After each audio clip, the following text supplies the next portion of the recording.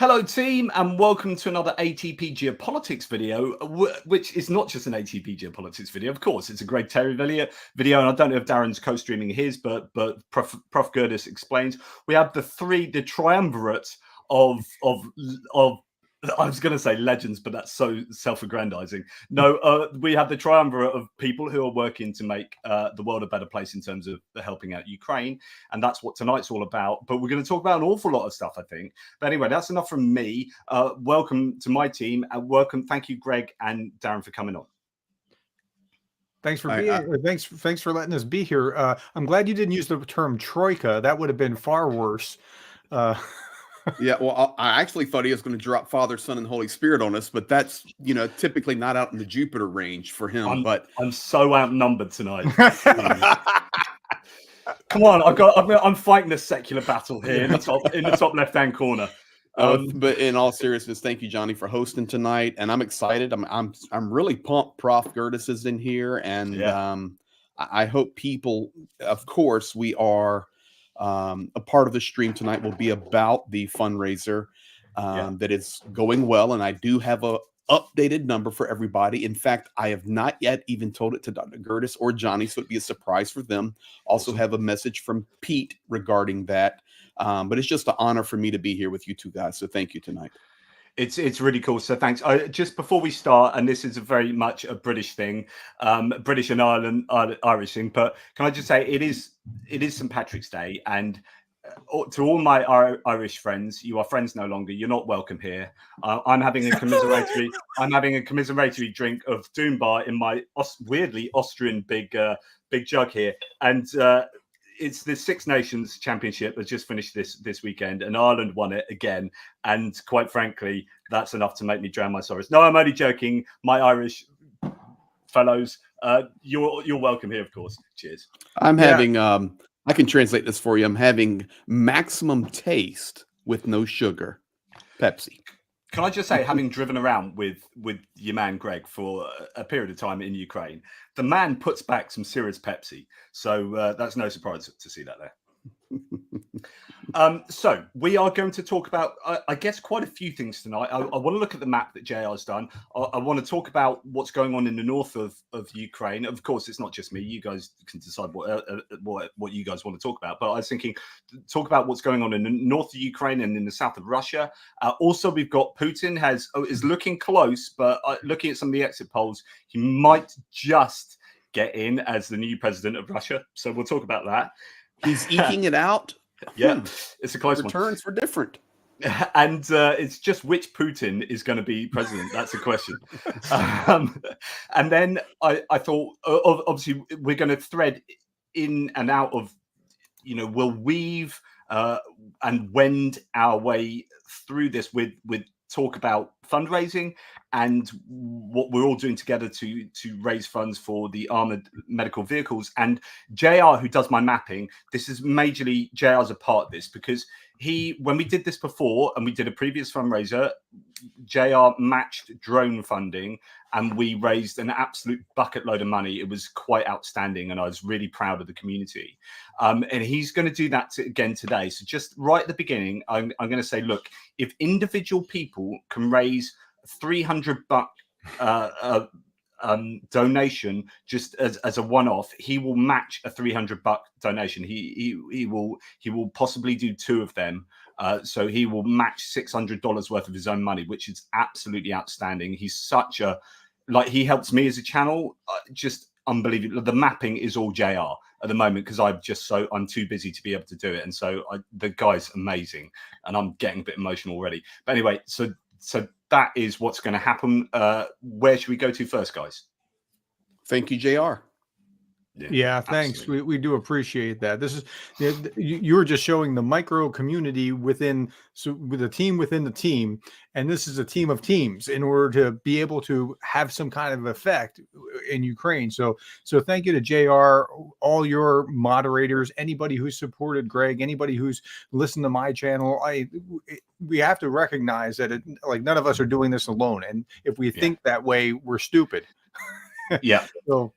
And just thanks already, to Kevin Force, who's a great supporter of the channel. What I'm going to ask, though, is if people are giving to the charity, to our charitable affairs, with regard to particularly the armored vehicles, please do it straight directly to gregterry.org, to the link that I'll put in, or one of the links, because there are several you can use, but go to gregterry.org. That's far more efficient than giving it to me for me to then give to Greg, because people take cuts out of that. So please do it directly to the link I'll put in. Okay, so is JR's challenge for during the stream?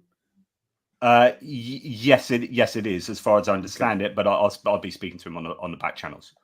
Okay, let me make a phone call while y'all get going. I'll get some guys in PA watching this. Awesome. So while he's making a phone call, let me mention two things, Johnny. One, and I mentioned this to you in the Q&A that you dropped in on yesterday. But one, I put this out on my community tab, and I said, hey, who are the YouTube streamers that you think are most accurate? And Jake Bro was the runaway leader, but the complimentary things that they said about you were just, they'd curl your hair. And they were just, they said great things about you. He's my go-to guy. His analysis is, I guess, JR should get the credit for this, because you rely on his work and the analysis that you do. Like, everybody was very complimentary of you. So that's the first thing. Second, I watched the stream when you were talking about the U.S. system and how this worked, and trying to unpack the two different resolutions moving forward to try to force the speaker's hands. The only thing you got wrong, and I did my dissertation on the U.S. Constitution, was the number of congressmen. But that's okay. If that's all you get wrong, that's yeah, so I'm never quite sure. So I always fudge that, because it changes. It's not always the same. It's like 100 senators. 100 senators is always the same, and then it's the number of representatives. So but that's it. Like everything else, I don't know that I could explain the British system as well as you explained the U.S. system. So well done. While we're on that thing, I don't know what you think is going to happen with that, but I don't think either of those are going to make it happen or push through, but I think they can push Mike Johnson to actually take a step so he doesn't look weak. That's my hope, at least. Yeah, so there's an interesting thing to say about this. So I was listening to Tochny's very good analysis of this, and I advise everyone to go and watch it, particularly the second half of it. And what's interesting about the discharge petitions, we won't go into exactly what they are, it'd take too long, but most of you have already had it explained to you, that actually, so you physically need to go and sign. So if you're a representative, you actually have to go and find a clipboard and sign your name to it. It's kind of old school.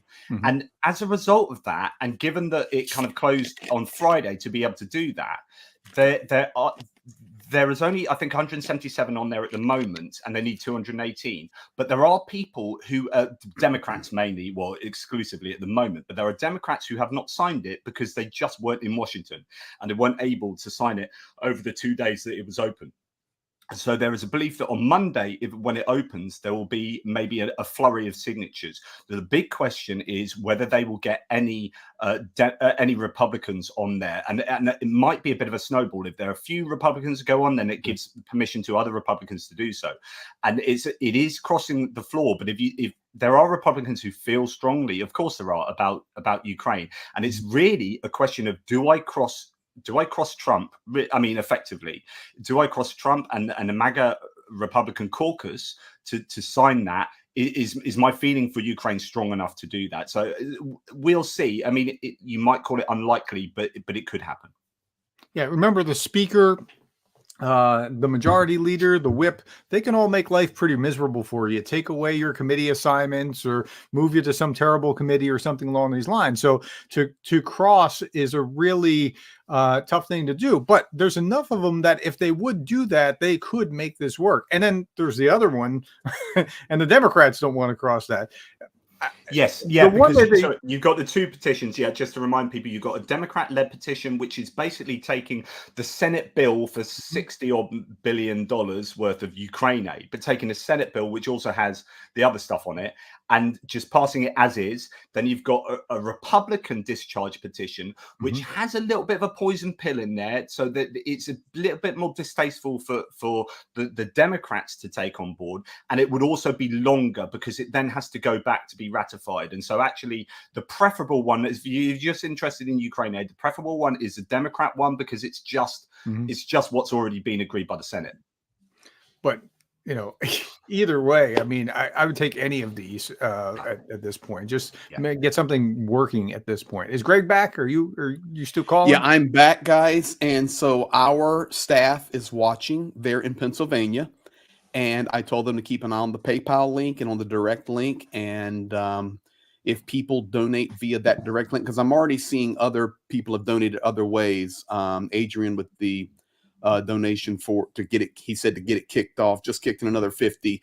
Our guys are watching it right now. We're doing everything real time. It's 9:42 p.m. here in Ukraine and 3:42 there in Pennsylvania. Dr. Gerdes on the same time zone, and Johnny is at 7:42. So we're on top of it. And one more thing to say as well, if you're giving directly to, say, and the links are in the description below to I presume both the channels, but if you are doing so, giving directly to blwc@gmail.com, is that right? So listen, let's make it simple. Make it simple. I was just going to say, put the amount in the live chat. If you have done that, because we want to know, we want to just tot up. JR wants to know. Just well, our guys are watching it. They're seeing it real time to make it easier on all of us. But I want you to know the easiest way. Let me give you this link, Johnny, and let me give you this link here. There. So Paul Gude Deberich just put it in the chat, and I'm putting it in the chat. So if people go there, they have the option of the PayPal. Just click the link. It'll do it for you. And it's to our 501c3 nonprofit. And then the other one is a direct link also.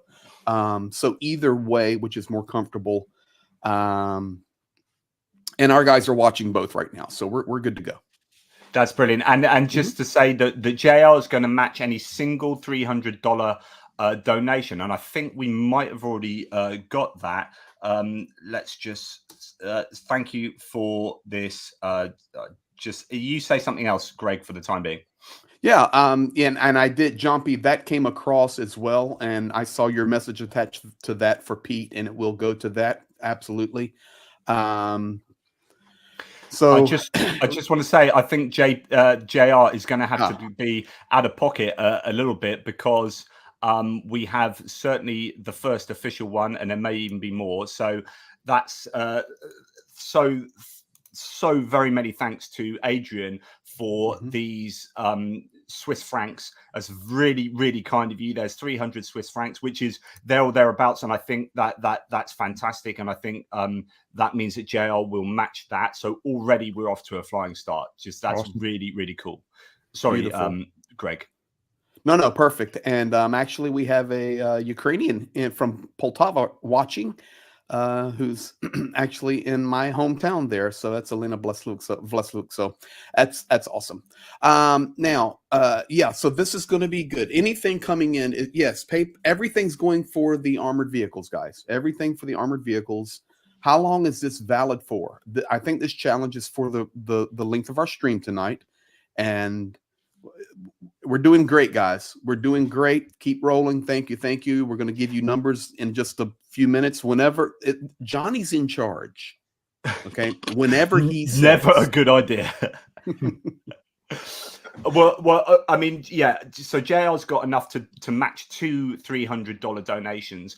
I don't know. Please let us in the live chat if you have given a $300 donation that's not through me. So please don't do it through me. Do it as mentioned to all those other links. But Melanie Reed will match. Melanie Reed in my chat, Johnny, will match $200 donation. Wow! So we've got 2 matches 50 through PayPal. There you go. It's going to roll. I guess I need to rely on Johnny and Dr. Gerdes' expertise. Do you want to say where we're at now, and then we can talk about some Ukraine stuff? How do you guys want to do this? Yep. So what? As in, it was say where we're at in terms of donations that have already taken place to the armored vehicles?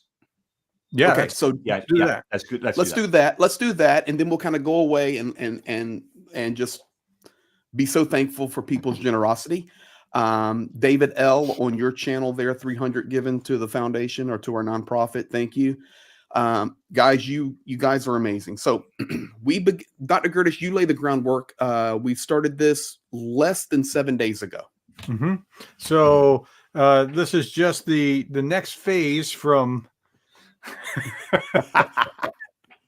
I had this out at Christmas, and then that's when we started working with this, and so I just put it back on the other day. So yeah, we wanted to make sure that we were doing what was needed, and that's where we started making sure, like mine detectors and things along, or not mine detectors, metal detectors that mine detectors do that, and then we started thinking even bigger. And as we started thinking bigger, different pieces came into place.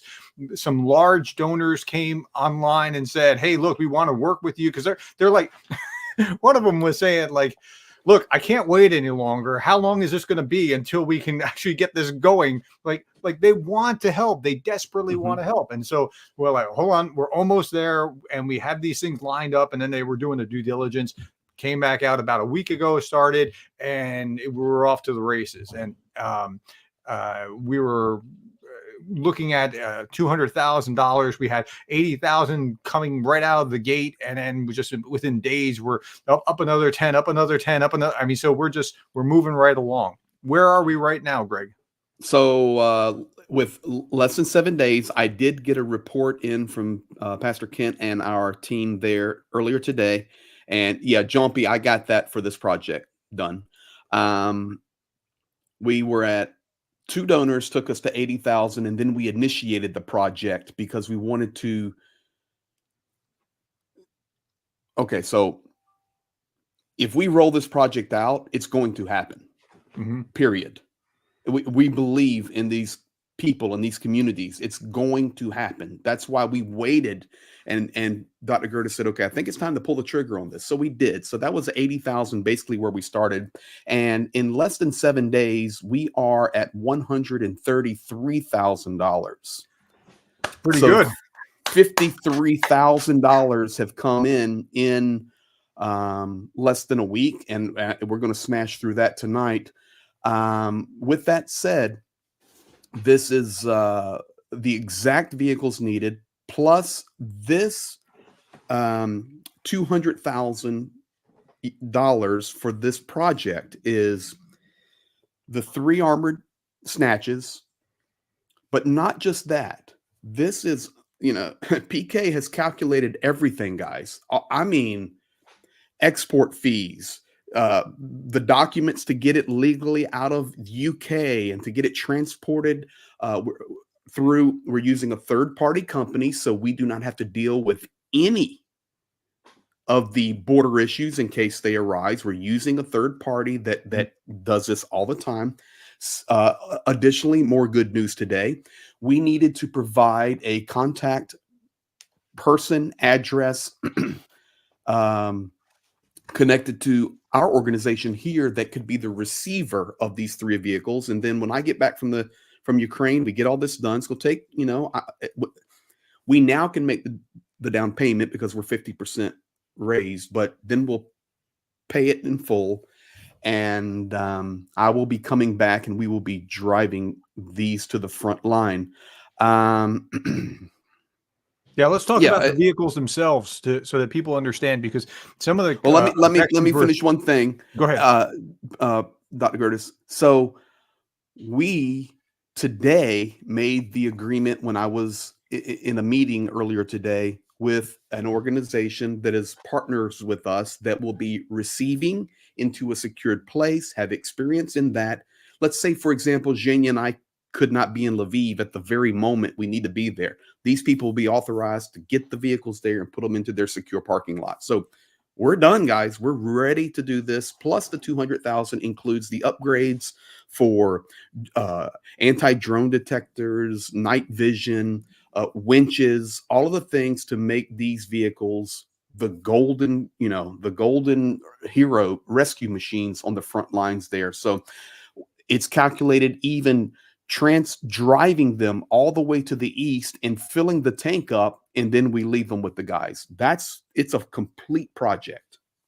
And just to let people know, Snatch Land Rovers, they're not like, it's not an APC, right? This is not going to withstand like an anti-tank guided missile. So you got to understand what's going out here. This is something that will really, really help medics who are driving around trying to save people on or near the front line. And they're kitted out with Kevlar, and they're not going to withstand everything, but they're going to give so much more protection to those who are driving them. The ones we're actually getting don't even look like that at all. I mean, they're kitted out with all the window protections, the bulletproof glass, the full body armor, plus the Kevlar in the back where the medical units are working. And the great thing, this is the exact vehicle that the guys are requesting, because Johnny, you've been there. A lot of those frontline areas, especially in the East, have these little narrow lanes where these medics are trying to get to them and extract wounded soldiers. So they are they're the right deal. So thank you. Absolutely. So and just to carry on. No, just with that said, and then I'll listen to you two legends roll, and I'll chirp in every once in a while. Let's play the video from Pete. Everybody just listen to this. I was talking to Pete just a few minutes ago, and I said, dude, just send me something. Send me something. We're doing a big stream tonight. Send me something. So I'll play that video, and just to let you know, I mean, even since this has happened, since JR's totted them up, there's more that's come in, but we're already up to like $1,750, and we haven't even started the video properly yet. So it's pretty amazing. Anyway, let's do exactly what you've asked, which is we'll try and add. Dearest Greg, Dr. Gerdes, Zhenya, and Johnny Pierce. My goodness, my gracious, Greg has just informed me of the phenomenal state of your awe-inspiring, your shockingly wonderful campaign for the Land Rover Snatch fundraiser. I'm absolutely blown away. I'm sitting outside here by the fire meditating. We're on our way to the front. I'm going on foot patrol. Can you believe that? I'm going on foot patrol as a medic. Because we can't drive in and out. We have to walk out the wounded. Can you imagine PK sitting back? I mean, this is what we do. We've done so many Kazivaks. It's too hot to go in there. It's too hot to drive. They do drive occasionally. Sometimes somebody drives in, and it's every 2 or 3 days to drive out a wounded. Literally keeping the boys alive on the front lines until a vehicle can get in or out. And I'm talking about under the cover of cloud or fog, when there are no eyes in the sky, or we walk them out. Therefore, these Land Rover snatches are unbelievably important to us. So our hands are tied until we can either get massive anti-drone cover, which takes time, or the Land Rover snatches. We all know which option I prefer is the snatch. I'm going to try very hard to get onto your stream tonight. We are just about to leave. I want to say thank you once again to Johnny. Welcome back, Johnny. You're an incredible asset to Ukraine. All of you are. Dr. Gerdes, Zhenya, Greg. Your home, by the way. Greg, Zhenya, Dr. Gerdes, Johnny, everybody. Your home is waiting for you down here where I am. As you boys know, as you legends know, I've rented a house. PK has rented a house for our volunteer medics and for yourselves, and it's got hot water, it's got a cozy lounge, it's perfect. An old babcha donated it to us. We give her a monthly rental, but she gave up her house. She moved in next door with her daughter to give us a place to stay. God bless her. God bless you all. Love you guys, and I'll try and catch up with you a little bit later this evening, but we are almost about to ship out. Stay strong and mighty, you beautiful people. Excellent stuff from Mhm. Pete there. Really good to hear him and what he thinks about the whole project too. So that's really good news. And just to give you an update from JR, and this is very rough around the edges, but he reckons already $2,320 odd there or thereabouts. So that's just amazing already. Yeah, thank you, everybody. It's I just just think about Pete. He'll message me, but it's cold here tonight. And where he's walking is extremely dangerous. And it's just, this is what they do because the drone warfare is brutal. And they're having to do a lot of extractions by foot now. So it's there. I brought the front right to you. That video came to me 30 minutes ago. So Wow. it's real time. Well, thanks for that, Greg. Really appreciate AG that. Simo, Of course, thank you, yes. Appreciate obviously what your man Pete's doing too. Incredible. AJ Simon here. So thanks, mate. I mean, JR's now been his cash has been flushed out of him. That's been and gone already. And just thank you so much to JR for that. It's just incredibly generous. He's so generous with his time as well. But AJ Simon and all those others, and Adrian, who I think has donated both to here, but also on the back channels to you, Greg as well. So he's done that, and then another 200, I think. So Adrian is a legend in all, well, certainly in my estimation. So I was watching that and I was thinking he's profusely thanking us, and I have this like complex, like constantly feeling like I'm not doing enough. How is he thanking us? Like I know we're helping, but like he's actually there doing this work. I'm like, there's not enough that we can ever do to get him the materials and things he needs when he's doing that. And it feels so overwhelming at times. I probably can answer that. 3 or 4 nights ago, they were called out, and Pete and I talk nonstop. In fact, today we took a break from talking about the war, and we started talking about him growing up in South Africa and me growing up in Norfolk, Virginia, and just having conversations back and forth. Danny Carver, thank you for that. A few days ago, Pete had a horrible experience where 2 guys in his group, now when I say his group, that means like in his house, his company, and then 4 others, medics that are in his battalion, were going out to do a rescue, and they couldn't accomplish the rescue because it was too dangerous. The 2 medics that are from his house were in one of their little vehicles that you guys have seen, and then the 4 other medics were following them in a car, and the 4 medics were hit by an FPV drone and killed. And they lost those 4 medics just a few days ago. So when Pete is saying thank you, I'm confident he's in his mind, he's going, man, if those guys would have been in that armored vehicle, they'd be alive right now. So he's paying it forward with that gratitude, because it's a serious need, guys. Dr. Gerdes, you said, when this started, you just felt that there was a pent-up demand where people wanted to help Ukraine but didn't have an avenue on how to do it. We see now how we can do it. We're here, and we will continue to be here until victory. But you also said, Greg, when you get there, I guess this is where your PhD comes in. Ask the commanders what they need.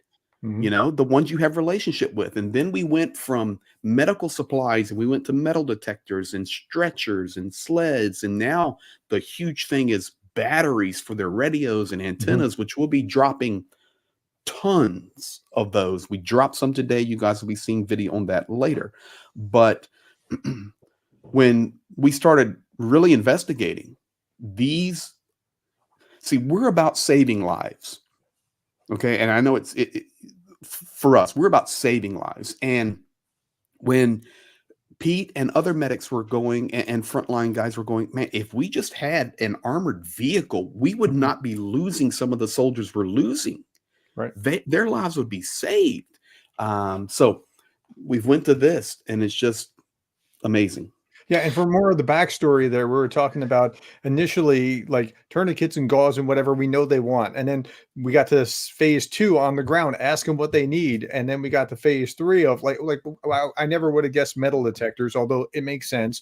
And we wouldn't have thought about batteries, although it makes sense. And then, I wasn't thinking big enough to think about something like what we're doing right now. And but asking them what they need, but it turns out they'll tell you. Interesting. We were helping a group today, and I can't definitely tell you guys where we're at now because we're on the front. But we will be running the whole front for the next 10 days or so. But where we're at today, we're helping a new group, and this group, we actually we were helping them. Oh goodness, a year ago. And they said, man, no, this is the other guy. The first group. We've helped 2 groups today, which you guys will be seeing. This was the first group. Yeah. And this guy is actually fighting on the southern front. And he says, do you have any stretcher sleds? Mm-hmm. And if it had been 6 weeks ago or 8 weeks ago, I wouldn't have known anything the guy's talking about. But since we've been doing this and working hand in hand with the front, not only did we say no, but we have the supplier and we will order them right now for you. People have been donating for this, for sleds and all that, and we've got them ready to go. And so now we're already processing that. And when we get to his position, we will give the sleds because of the generosity of all you guys. We're hitting the nail on the head. That's what I'm trying to say, John. What I love about what you and Zhenya are doing out there, and that Darren and myself and others are helping in the back channels with, is the fact that you go to these guys, you meet them. I mean, I've seen this happen. I've seen how you network, and it's really effective, and it's something that happens all the time. And there's just endless needs, right? But you are going to people and say, right, let's work together. And they say, brilliant. Yeah. What do you need? We need this. And then you guys straight away, like within half an hour, like Zhenya is on his phone doing stuff and working out how we can get X, Y, and Z. And then you've got an idea about how to take that forward. And it's just a really reactive, but dynamic and very efficient way of helping out the guys. It's not, they don't have to say to their bosses, and I know you want to say something great, but they don't have to say to their superiors, oh, we need more of X, and then the superiors say, we'll get onto the procurement people, and then 6 months later they get some bloody gauze or whatever. I'm exaggerating, but the point is that they say to you, we need X, and Zhenya goes, oh, X, I love X. I think I know someone that does X, and goes da da da da da da, and it says, how about this? How about this? Yeah. Oh no, you want slightly different one? Okay, da da da da da da. Yeah, it's slightly different. Yeah, da da da da. How about this one? Yeah, that's brilliant. Okay, we get you 50 then in a couple of weeks, and then job done. It's just brilliant. Okay, so a couple of things there, and then I'm gonna say a third thing, and I'll go quickly. But first of all, you need to understand that Zhenya's been doing this since the war began, which is 2014. Okay. He was on Maidan when people were being sniped, dragging them from death. People died in his hands that were sniped on Maidan in 2014. I arrived a couple days after Maidan, and I was there and the buildings were still burning. So this has started all the way back 10 years ago. This didn't just start on February the 24th, 2022. So these relationships are built. But number 2, why can we or Zhenya do all of this coordination? Okay. It is because of you people. You need to understand it. All of us people from different backgrounds, different walks of life, coming together and finding an avenue we can trust. And my job is to validate your trust. Zhenya's job is to make it happen. Johnny's job was to come here and put his boots on the ground to further his information. Dr. Gerdes' job is to extrapolate all the political sides of this, all of the bringing the people together, figuring it, all of that stuff out, and then giving me homework to do. When he's sitting there, he'll call me. I'm in Ukraine. He goes, man, I got something for you to do. Next thing I know, 6 hours, I'm sitting in front of a computer. And I said, dude, I'm not in your class. Yeah, I am a known homework threat. That is true. So that's the second thing. The third thing, there are many people. I know right now there's over 500 watching right now live, and many will be watching later. So there are many people in here. For example, that have messaged me privately and said, Greg, there is a Brit who has been sacrificing his life to demine there. And he is an amazing, amazing guy. And so is there any way at all that you guys could help him? So I started following some of his stuff, and some of you are going to know it because some of you in here messaged me. His name is Harley, and he's got a large following. He put a message out on Twitter a couple of days ago and said, we need a battery. Our guys need a certain battery. And if there's anybody out there in the world that could help us raise money for that, I would be so thankful. So today I'm thinking about it. I get to where I'm staying tonight, and I'm thinking about about Harley.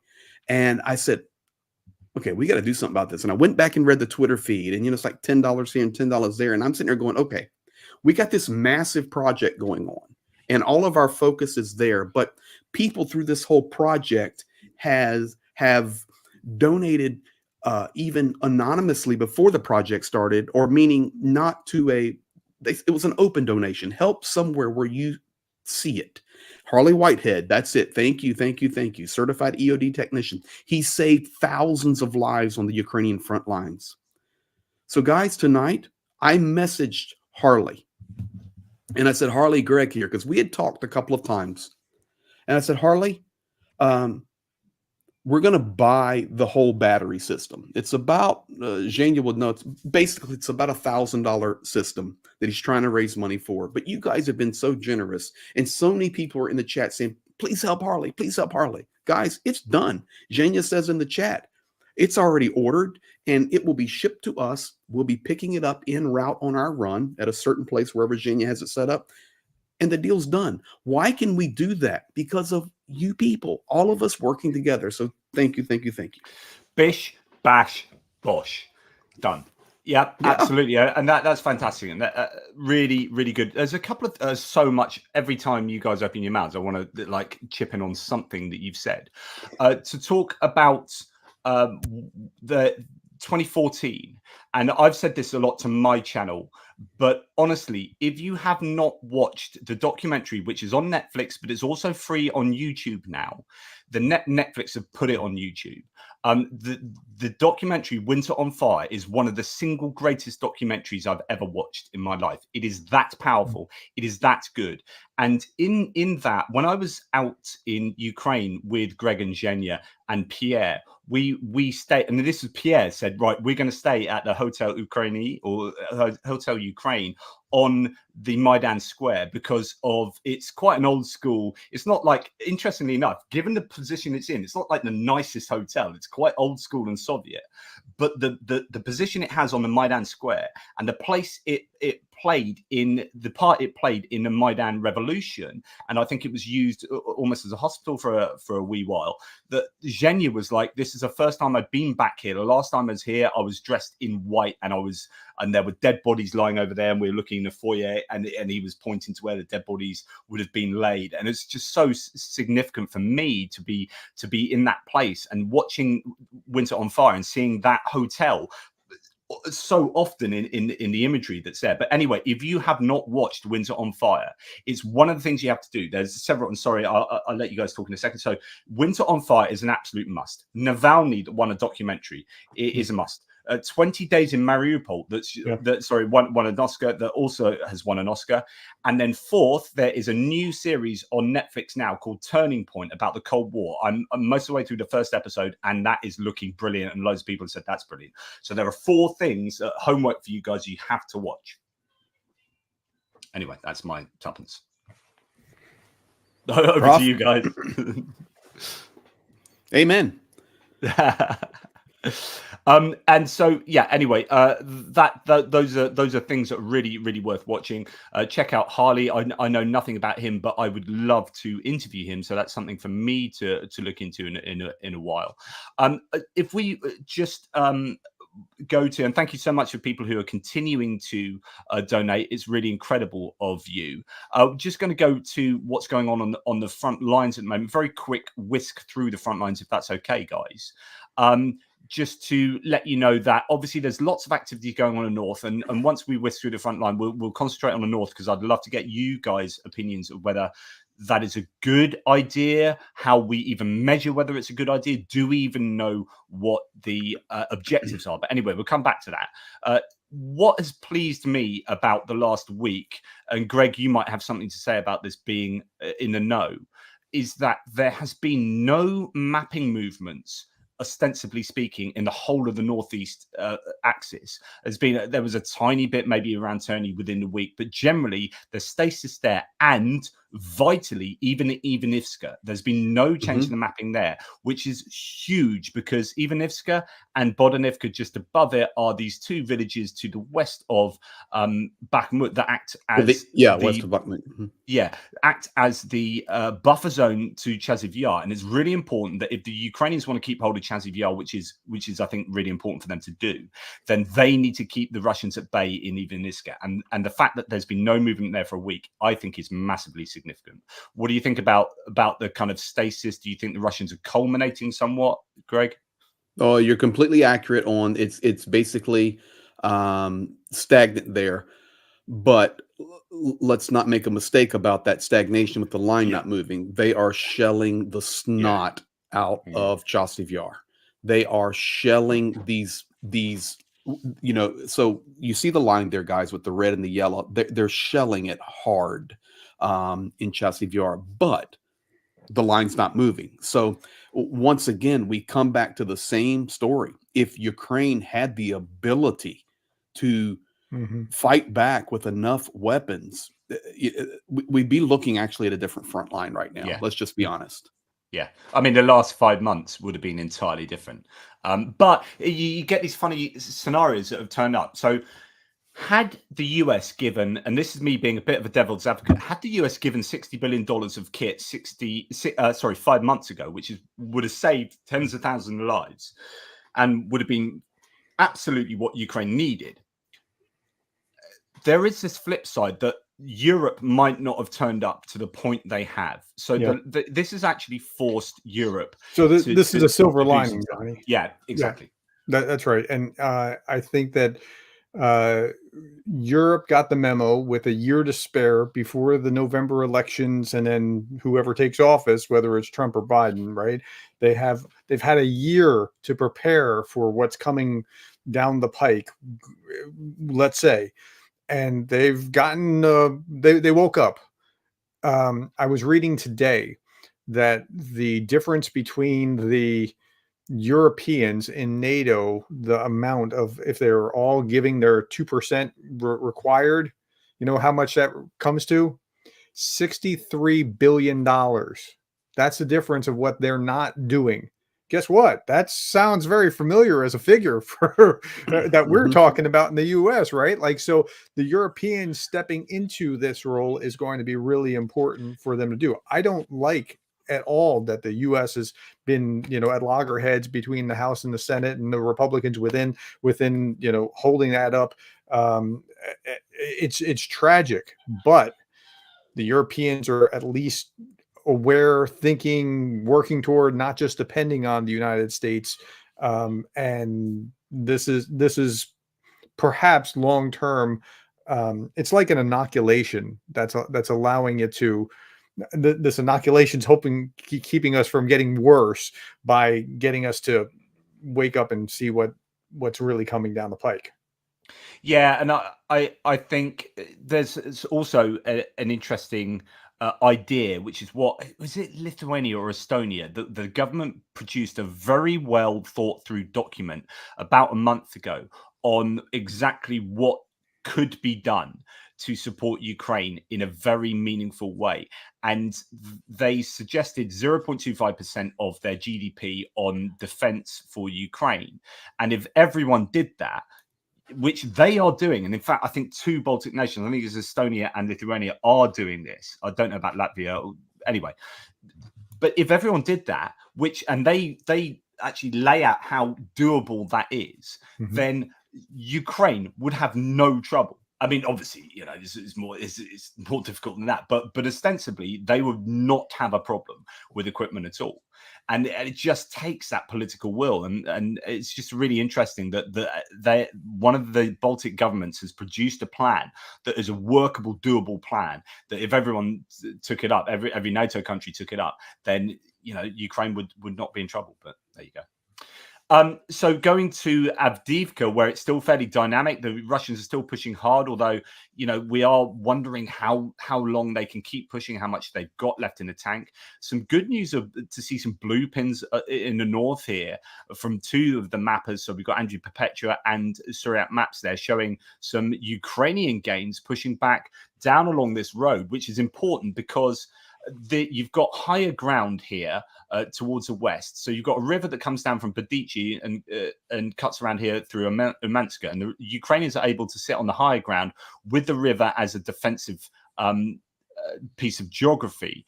The Russians would want to come in from the north and down here if they want to get around having to send equipment across, albeit a small river. It does have these ponds and lakes and whatnot that make it particularly difficult.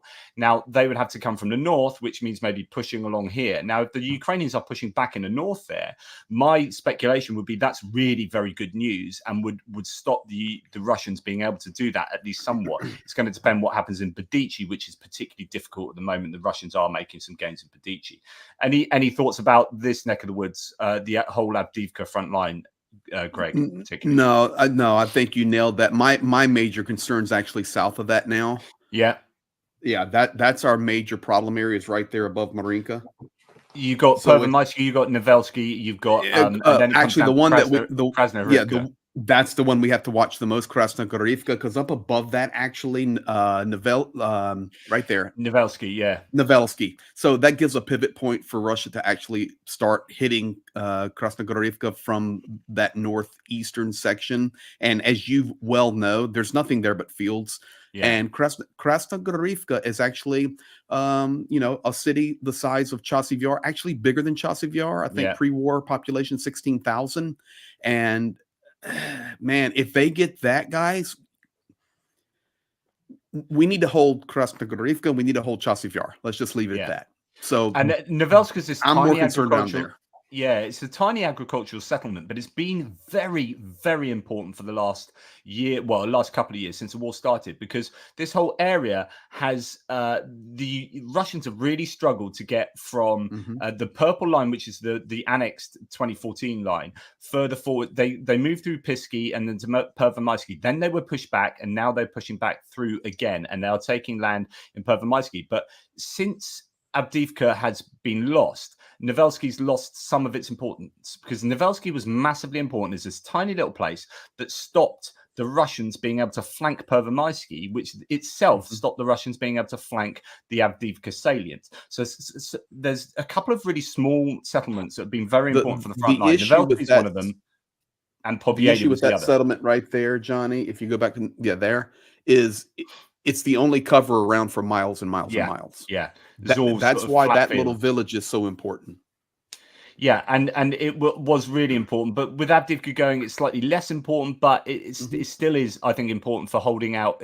So Krasnohorivka is not itself flanked, but that could be a problem with Novelska looking like it's gone to the Russians. The same can be said for this small settlement called Pobieda, which was the one that stopped Marinka getting flanked. And in fact, that held out until Marinka was taken. So it's a bit like Novelska held out until Avdiivka was taken and Pervomaisky a little bit later. But so these tiny places can be super important to stop flanking moves. Now, what's good news is that from Krasnohorivka through Marinka to Novomykhailivka, that it's been more stable this week. Again, rather like the north, rather like Bakhmut, things are stabilizing. Now, again, you're only as good as your last day. So that can change, and the Russians will be pushing. But I get a sense, I don't know, Andrew Perpetua was talking about this on his live stream the other night, whether the Russians are somewhat culminating, whether they don't have that strength and depth that they might think that they have,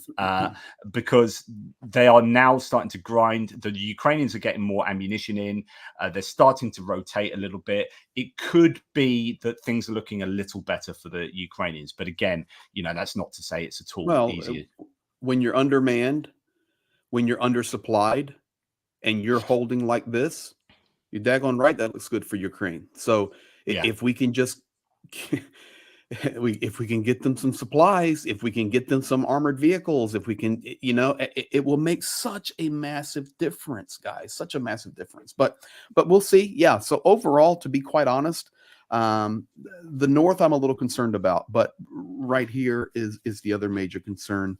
And it's just a lot of shelling going on, guys. A lot of bombing. Listen, I get so many emails now. I need to interject here. Yeah. Honestly, that I'm not able to check them for another day or two, and then I try to reply to everybody because we're rolling, especially now, very hard.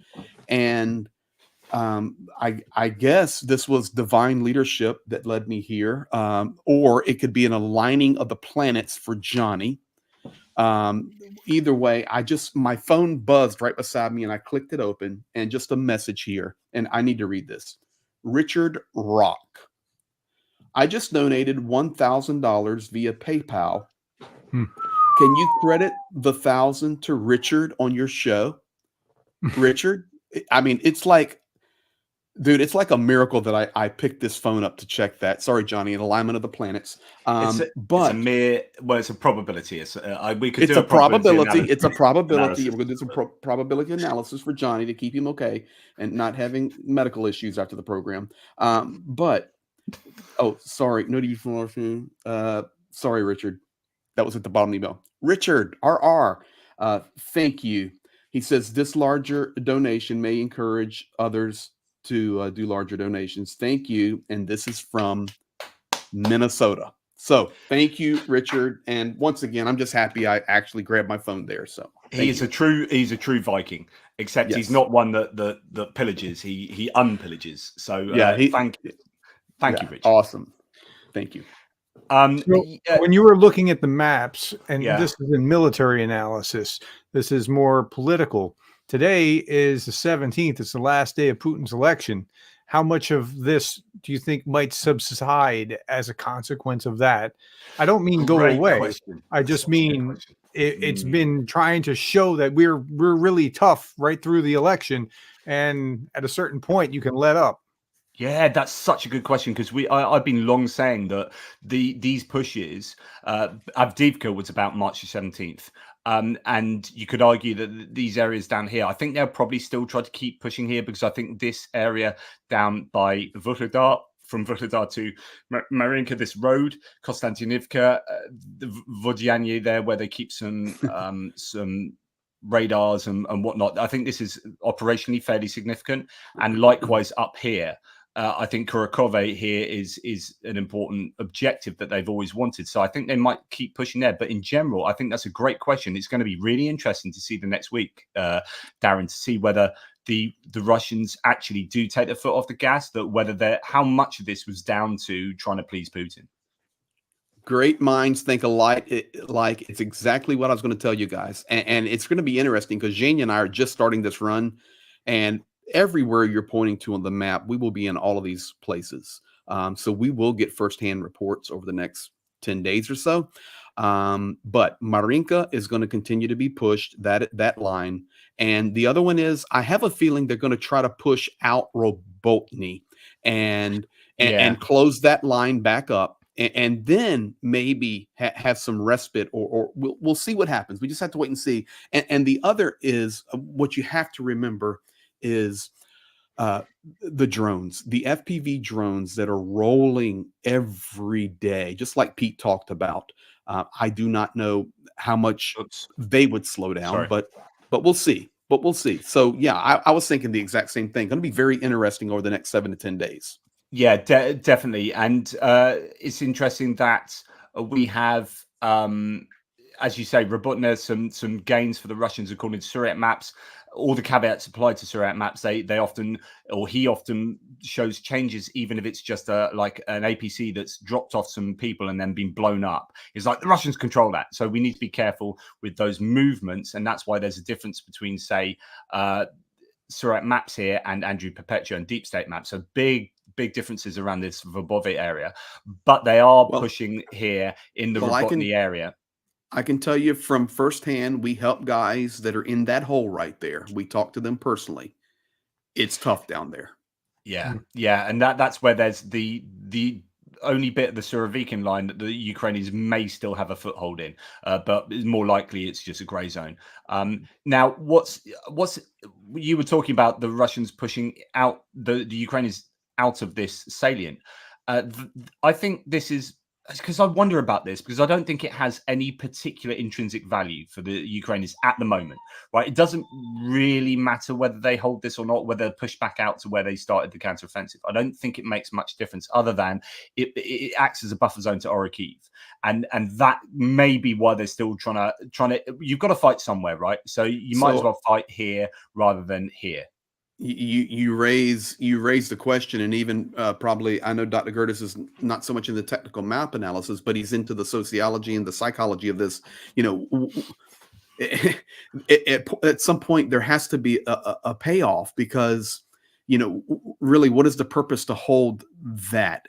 And what is the loss you're going to have, especially when you're already struggling with supply and, to be honest, the rotation of soldiers and those issues. Now, we do a lot in Orikhiv. Over the next 10 days, I will be in Orikhiv at some point, and that city is demolished, guys. So, you look at that map, guys, and you go, okay, so yeah, they're down there in Robotny fighting, and that's where the war's going, guys. Orikhiv is demolished. There is no Orikhiv. There is a city there and ruins. And yes, a couple thousand people still live there, but it's not like there's something to gain. So it's hard for people to understand.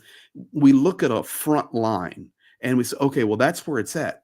No, beyond that, 10, 15, 20, 30 kilometers, especially in some of these key areas.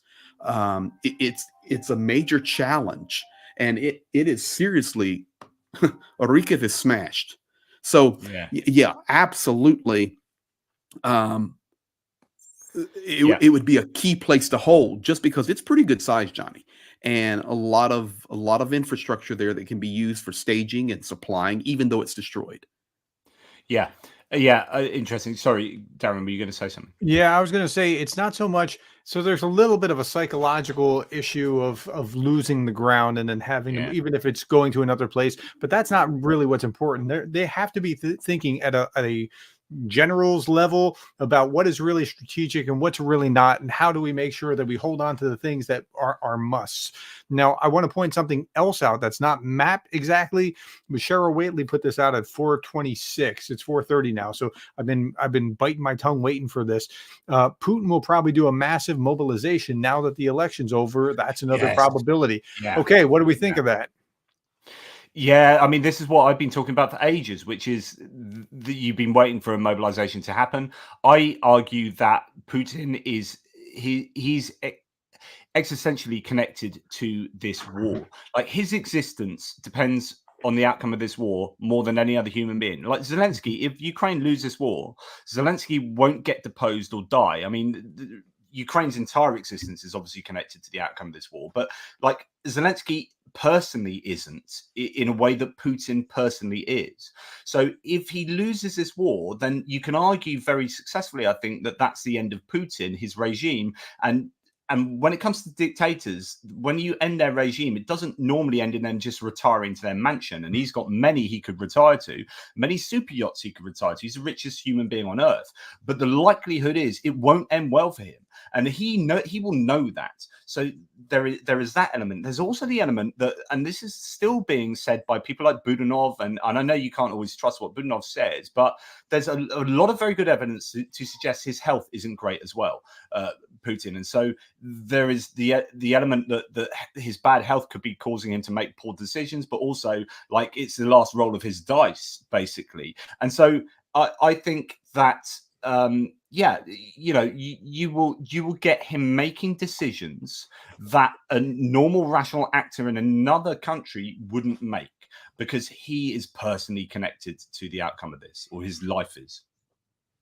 I want to add one other thing, but I want to hear what Greg has to say. And that is, I think it won't happen tomorrow. It'll happen after a major incident. Kerch Bridge gets hit, and like hit for real hit. And then we need to do this to mobilize, or something. Something really big will be a triggering event to give the pretext of what he already wants to do. That's my guess. I could be totally wrong. I've been wrong before, but that's my guess. Greg, what do you think? Really sensible guess. I personally believe that Putin is all in, and you know, the poker analogy there. He's all in, and he sees, and I'm not saying what he sees, but we all can see that our world has transitioned over the last decade. And whether we go back to, you know, even the pandemic that was raging, and then the political transitions that are happening throughout the United States, the war in the Middle East, the China-Taiwan story that doesn't go away, Rocket Boy firing rockets continually so that Japan or South Korea will kind of lay low. All of this is, a blind man can see this. So this is what's happening. And Putin knows, okay, the world is never going back to the way it was 20 years ago. Never. So this is my moment in time. And I remind you guys, I was with, last night, I did a live interview with Pavel Ivanovich. So if you're here on Johnny's channel, you can go over to my channel, or, you know, the man's 93 years old. He was in his village in Lviv when the German Nazis came in and took the village, and his mother would have to make them food. And he says they actually treated us nicely. It was actually, the way they were treating us was okay. And they would only make my mother taste the food that she made before she would have to feed them. And then he was in Stalin's Red Army. Okay, the man served in Stalin's army, and he is pure. I mean, every piece of his mind is there. And he says, listen, guys, Putin is so much worse than Stalin, and the world can't see it yet. So that's taking it from a living history book. So this is definitely all in for Russia and for Vladimir Putin. Let me say it that way. So whatever unfolds from this, we're going to see. And Dr. Gerdes, I haven't thought about it that way, but your comment about some major deal happening, and then he will ring the bell like we haven't seen yet. It's really good concept. It's possible. I wonder if they'll get to say war at that time. Yeah, exactly. And not go to jail for saying, I'd be upset if I was in jail for rotting away for saying war instead of special military operation. And then it's all cool now. And hey, can I come out? Well, it's dripping a little bit in the Russian language through Peskov and through Lavrov. Every once in a while, they'll drop it. Yep. But they do try to still maintain that special military operation. But they're dropping the war term a little bit more. But hey, I mean, Dr. Gerdes, this is more your expertise here. This election actually means something for this war. I don't know how to explain that, but politically for Russia, for Vladimir Putin, it's going to mean something. And it's equally the elections that are happening in Europe and the elections that will happen in the United States. All of these things that are happening in 2024 is going to, it means something. I don't know what it means, but that's your expertise. I wish I had the background to know if the 2018 election had a fraction of the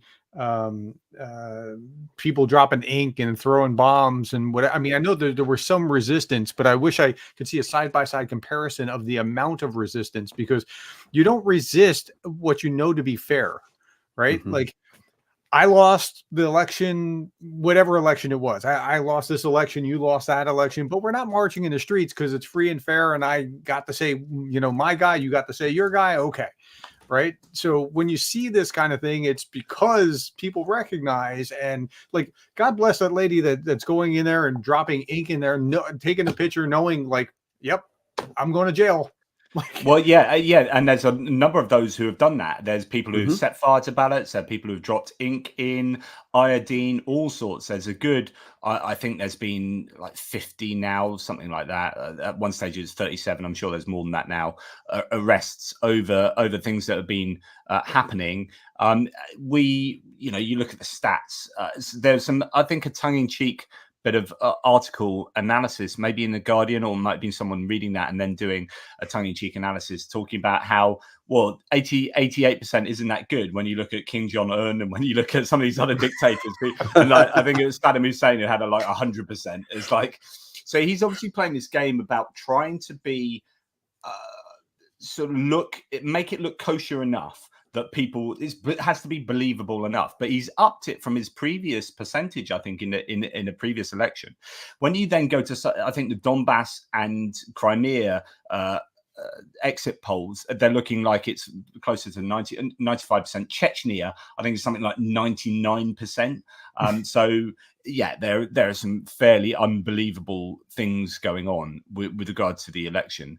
What I'm interested to see is what the reaction will be from international players from other nations. Do we in the West say it's legitimate? Do we phone up Putin? Does Rishi Sunak or Joe Biden phone up Putin and say congratulations on getting elected? I don't think that's going to happen. There are already Baltic nations that are going to say it's not a legitimate election, I believe. I wonder how many people will go along with that and what the ramifications of that even are. So I watch lots of, in my downtime, I watch documentaries about cults and dictators and things like that, because I'm just fascinated by that sort of thing. And it's absolutely amazing to me that Putin thinks if I have more of the vote and I have more of the vote that's come out, and I have 80 some odd percent, my prediction is 86%, by the way. So I put that into a video the other day, 86%. Not bad. Yeah, that's my, but where in the free world do you see an election where it's a blowout by 86%, right? 86% to whatever it is. It's a four-way race.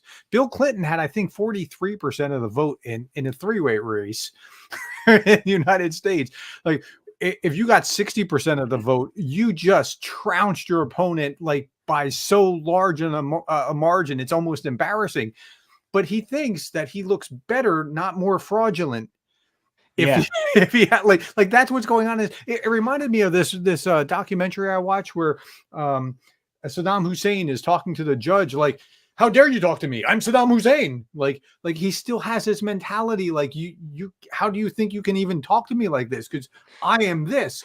And that's kind of where. Well, I think so. Putin, when he started off ruling, there was this big thought, and this is kind of goes, I think, towards how people like Angela Merkel were seeing Putin and Russia, which is let's try and get them into the group and change them through osmosis. We start dealing with you, we'll buy loads of hydrocarbons off you. You become part of our larger free market enterprise with the EU and with the global community, and you will possibly change. And there was good. I don't blame her for that. Like, I know lots of people have 20/20 vision with hindsight and go, God, Merkel did all this and did that. But I'm like, no, I don't blame her for that. Like, if that worked, we'd be looking back in the history going, well, that was good, but it didn't work, because actually I think Putin just started changing. He was like potentially going to be that kind of leader, but then seemed to just go more and more down this I don't know, revisionist kind of route of then seeing himself as this leader of a new empire. And then I think power just begets more desire for power, and it becomes like a vicious cycle, and then you can't get out of it. Like, you can't reverse from there, because that never happens with dictators. And so there is only one direction. I mean, that's my interpretation. I'm no leadership expert like yourself, but like, my interpretation of what happened is this snowball that just carried on going until we're here at the moment. And then he wants to be the new Tsar, the new Peter the Great, or whatever. The only caveat you have to remember, and that is, it's like a bell I keep ringing. is there is a Soviet mindset that is ingrained, and that becomes at least a part of the puzzle we have to think. Like, for example, Johnny, I agree with you. I would love to try to massage it, caress, change the mentality, begin to shift. Okay. But there is a philosophical Soviet mentality that says, you're wrong, we're right. And that's the challenge, I think, that we don't know where that line actually, it's kind of a blurry line there. And we try to find out where it falls. Well, it's a really good point, because you've got now Medvedev saying the other day which is going to be like on the behest of or sanctioned by Putin. You have him saying Russia has no borders. Like, imagine if Joe Biden or Rishi Sunak or Emmanuel Macron came out and actually said, "Oh, do you know what? There are no borders to Britain. The British Empire is the entire world, and we're going to come and get you guys. You're going to be part of us. Those of you that left us, you're going to regret that." But you know, that's kind of what they're saying. So what Greg's talking about, this idea of like, they just have this, you know, you're wrong, we're right. You know, you are in a nation that is just a potential part of the Russian Empire. So you know what you call that? You call that "Make America Great Britain Again." Yeah. Listen, I'm that. honestly, I'm still trying to interpret what JP said about 10 minutes ago when he used the word iodine. I'm assuming that's the Queen's English for iodine, but I'm still working to try to decipher that one. We were talking to Green Room earlier, and I even didn't correct myself. I debased myself to say divisive instead of divisive, just to make you guys feel better about yourselves. Thank you. But yeah, you might need translations. Need to say thank you to Kevin Force, as I said earlier, and John Larkin. Just a few more thanks, Danny Carver, for becoming a member. And of course, Adrian, we've already thanked for that prompted JR's first matching as well. Edgy Simo, thanks a lot, mate. You are a legend, and did elsewise as well. Harry O, thank you for your kind words there.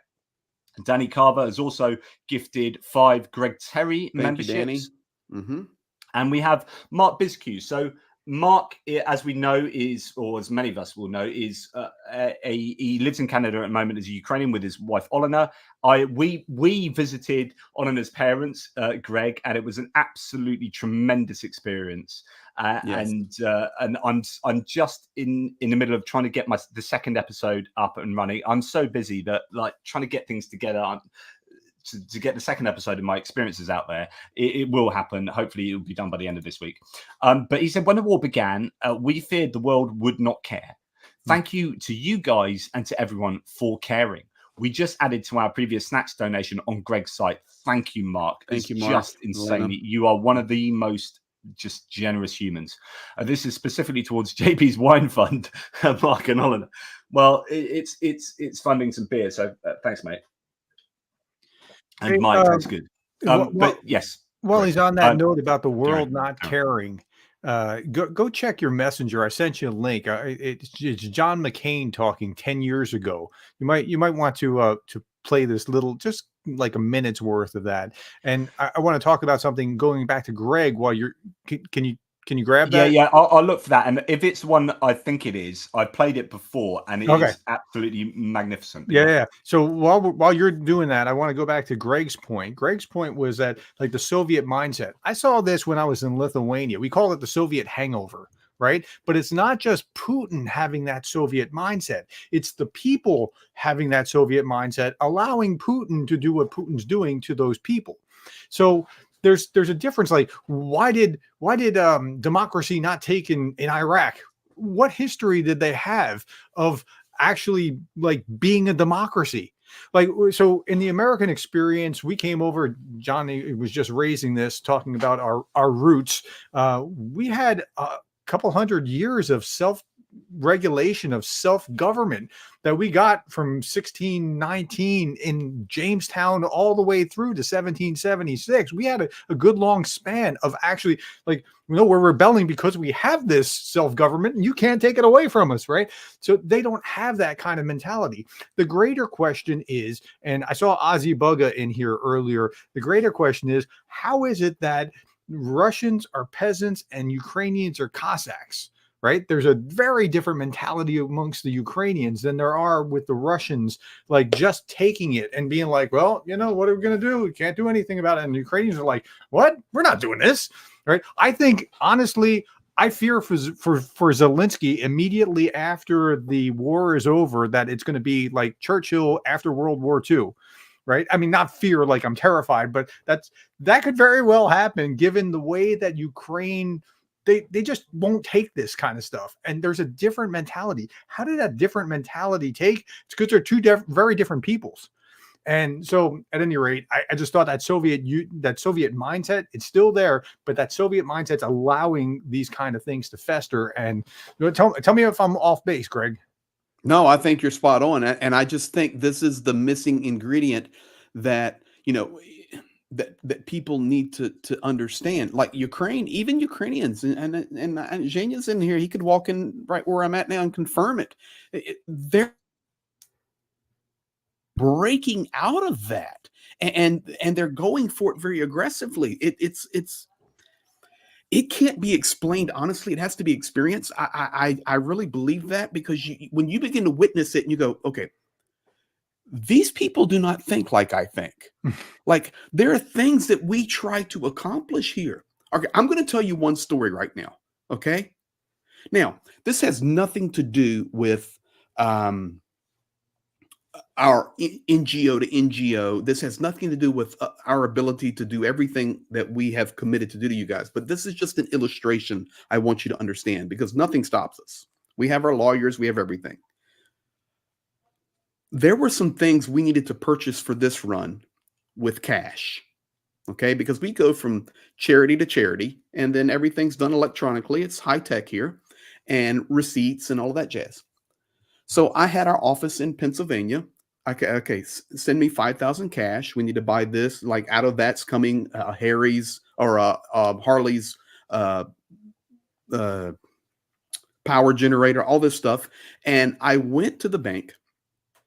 Just a simple MoneyGram, guys. Simple. I went into the bank and I said, and I know the guys.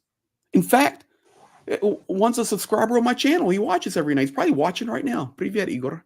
Okay, so listen. And that's his real name, Igor. But I said, guys, I'm getting this out. It's been sent over. Here is my code. Here is my passport. And the guy looked at me and goes, we can't give it to you. That's it. Let's think about that again. Okay. Here is my code, and it's our organization money coming here, and here's my passport. It's not your money, and it's not Ukraine's money. It's this group's money that is helping your country. Right, Greg? I completely agree with you, and I'm so happy, but we can't give you the money. I said, dude, I work in stinking Karachi, Pakistan, and I can get money off MoneyGram. What are you talking about? He goes, it's our bureaucracy breaking out from the Soviet system. I said, okay, so what do we need to do? And this is what he said. He says, Greg, I need you to go to your apartment in your city of Khmelnytsky. And I live on the 7th floor. And he says, I need you to get 2 of the neighbors to sign an affidavit notarized that you actually sleep in that room. Are you guys hearing me tonight? This is a week ago. I had to leave the bank, go to the apartment building. Excuse me, Anna, would you please sign this affidavit with your passport number and your guarantee that I live in this apartment? And that had to be done. I'm not bashing on Ukraine for that. I'm trying to help everybody understand. Ukraine's been breaking out of this since 1991. We're in 2024. Russia's never been breaking out of it, guys. It was all a faux pas from 91 on, okay? And that is why I just keep pressing that we need to keep standing, keep supporting, keep doing all that we're doing, because it's not just a war of good and evil or light and darkness, but we're talking about really an incredible group of people in this nation of Ukraine breaking free to freedom. And it's a challenge. So I just encourage you guys, when you look at news stories and you're watching whatever your news choice is, just try to have a little bit of critical thinking to understand okay, I'm looking at this through my German glasses, my British glasses, my Australian glasses, my American glasses. Okay, that's great. But make sure you at least change the lens to try to think how the environment is, whether it's inside Russia or inside Ukraine. And it'll help you get a handle on how, the process we're battling here. So I hope that made sense. That's right. Absolutely.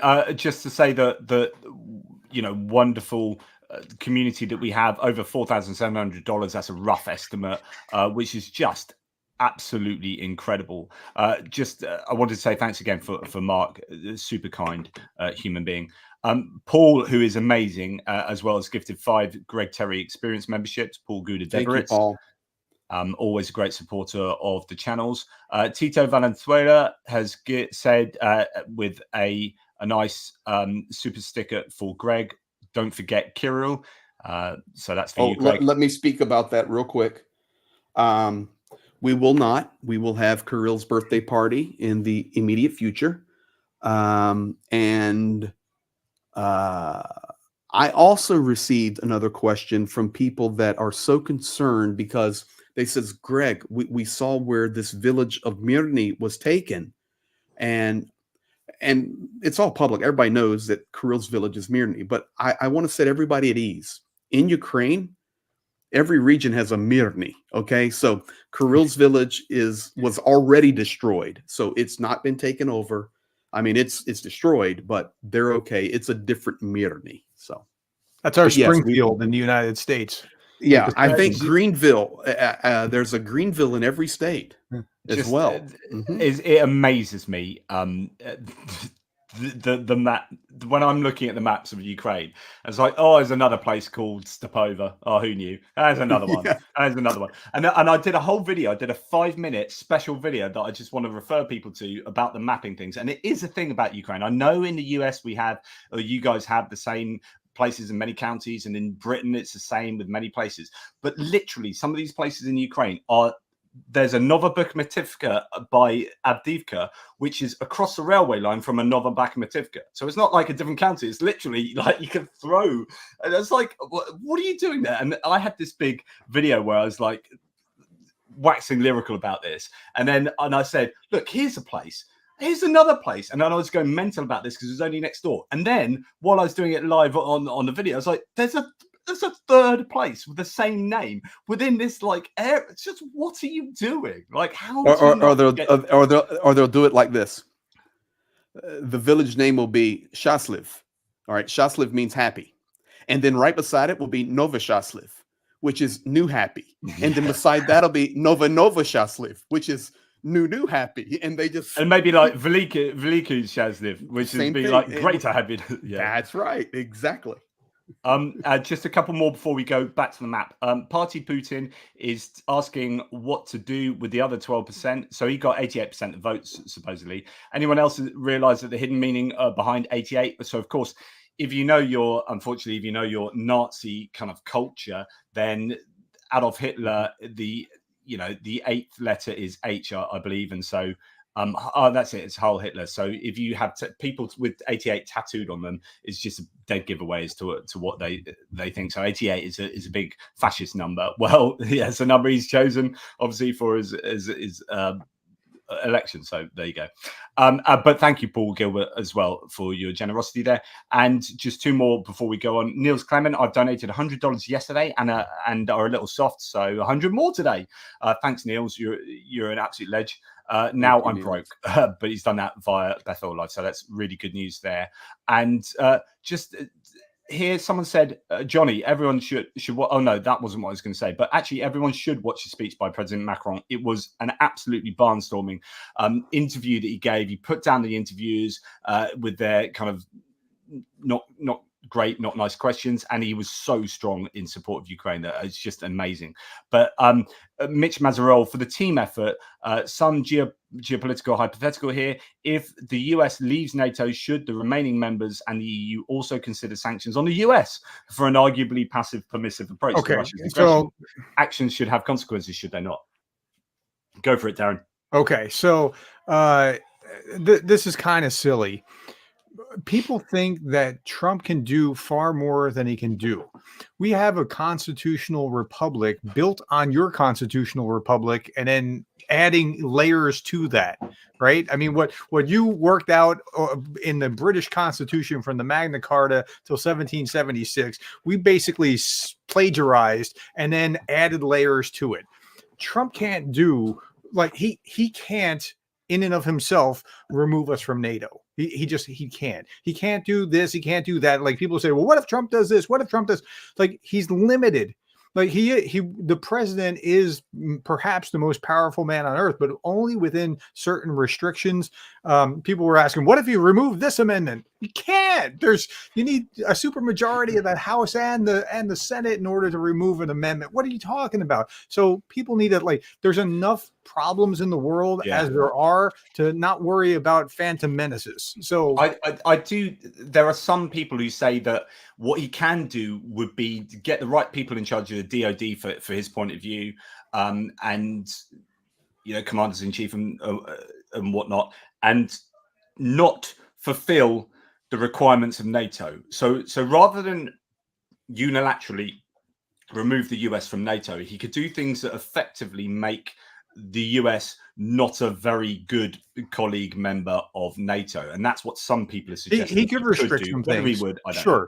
In the same way that Mike Johnson, people keep asking, how can one man have that much power? He's basically like the prime minister. I mean, that's the Speaker of the House's kind of power. I mean, get that equivalent in your mind. And so there is a reasonable power to set the agenda, so he can restrict things.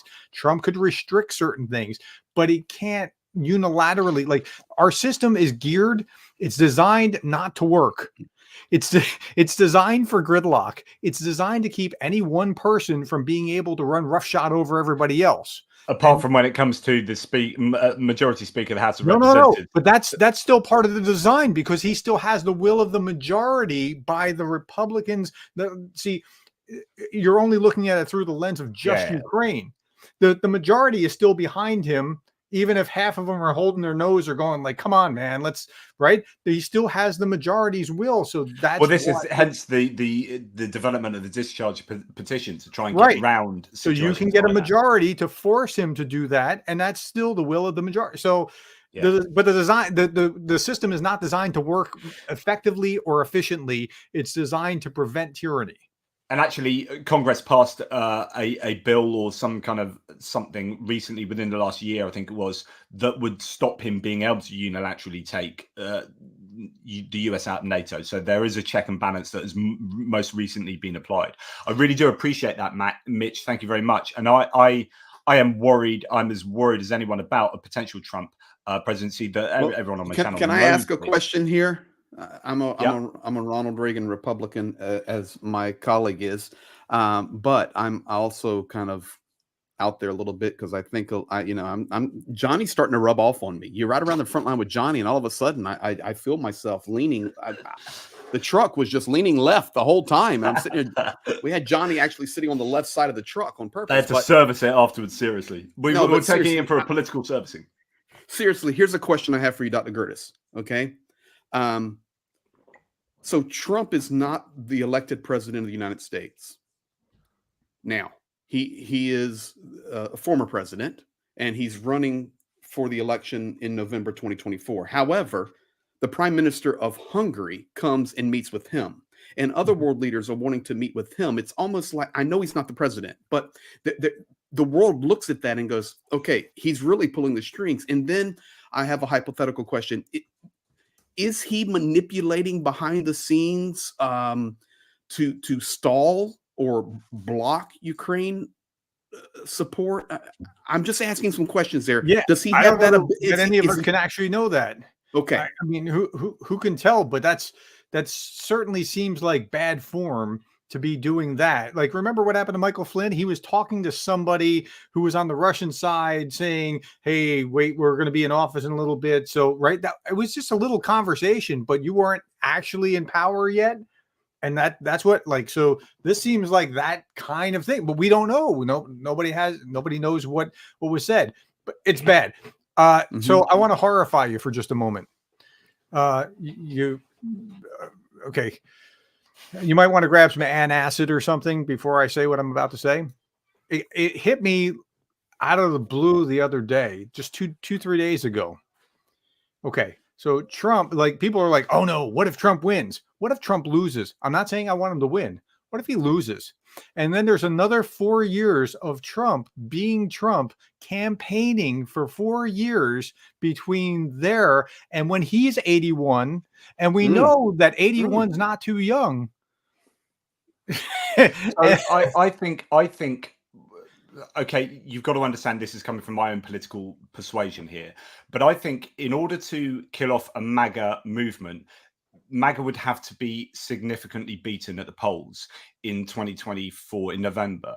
And so if there's a close race here, then there's a real risk of that happening. But there needs to be a really strong repudiation of that kind of movement, that thinking, because if there isn't, then I think the Republican Party gets split, and that's a problem for the Republican Party going forward. I think, you've almost got two parties that need to start, but then neither one would ever win in a head-to-head with the Democrats. So, there are, I think personally that you need to have a very successful Democrat trifecta to and a big margin to put that movement down. You're right about that, but I don't think the split's going to work, and I think that's because it's coming. I'm not sure it's going to work, but I'm saying I don't think a split's going to happen because within our system, that's winner take all. You have two parties because that gives them the best possible chance of being able to win, and a split party is almost guaranteeing that you're. That's what I'm saying. Yeah, that was what I went on to say. That then they wouldn't win against a head-to-head. That's just the reality. Yeah. Yeah. Do you have the McCain clip? Yes. So sorry, I had that. I had that ready.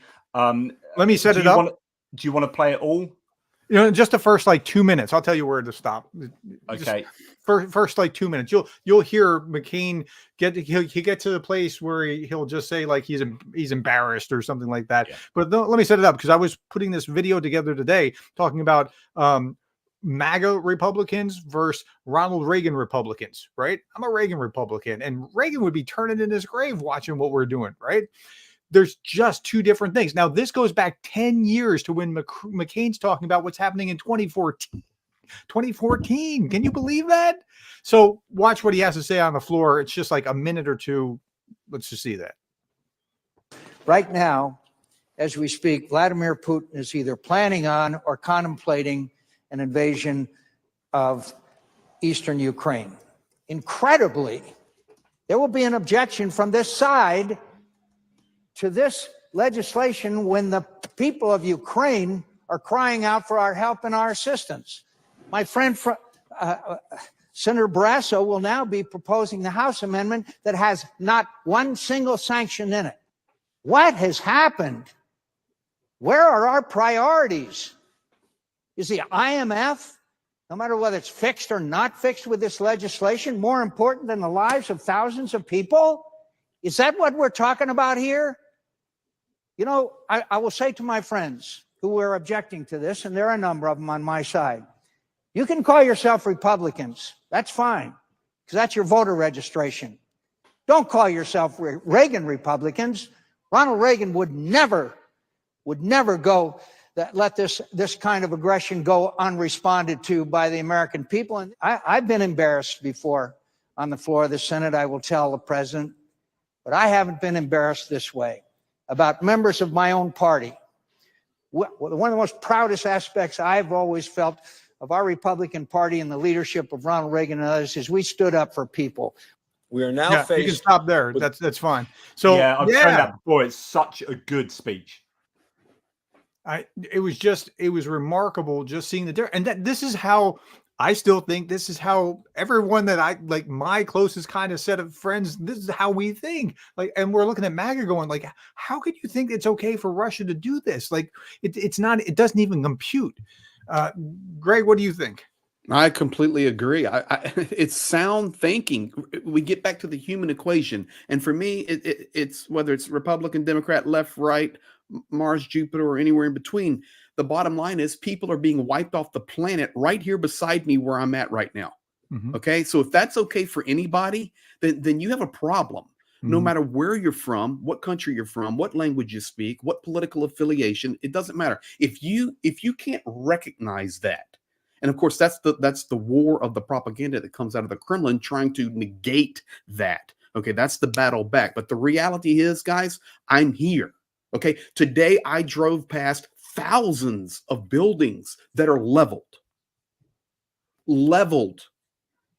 So Yeah, in if fact, that's okay, then we're completely out of order as human beings who have at least some moral mandate for what's right. Yeah, talking about leveled places. So if we go back to the map and have a little think about what's going on in the northern areas, What a great number segue, of places. JP. Hey, you know, but only there's a leveled village. So we've got the Tetkino area. I'm not sure what's going on there at the moment. That's in the Kursk Oblast, and then it That's up seems to north be of more. Sumy. Yeah, and then it seems to be a lot more about what's happening at the moment in Belgrade. We've had Belgrade being hit by rockets or air defense trying to shoot down rockets. We have Griveron and a place called Kazinka here, which the claim is that Kazinka is under the control of the Siberian Battalion. Limited Special Operation of Volunteer Forces of the Territory of the Russian Federation continues. Flags of the Siberian Battalion and the Russian Volunteer Corps in the village of Kazinka in the Russian Federation. So there is that. Then there's also claim that the village of Gorkovsky is under the control of these Freedom of Russia Legion fighters as well, and that's in Belgrade Oblast.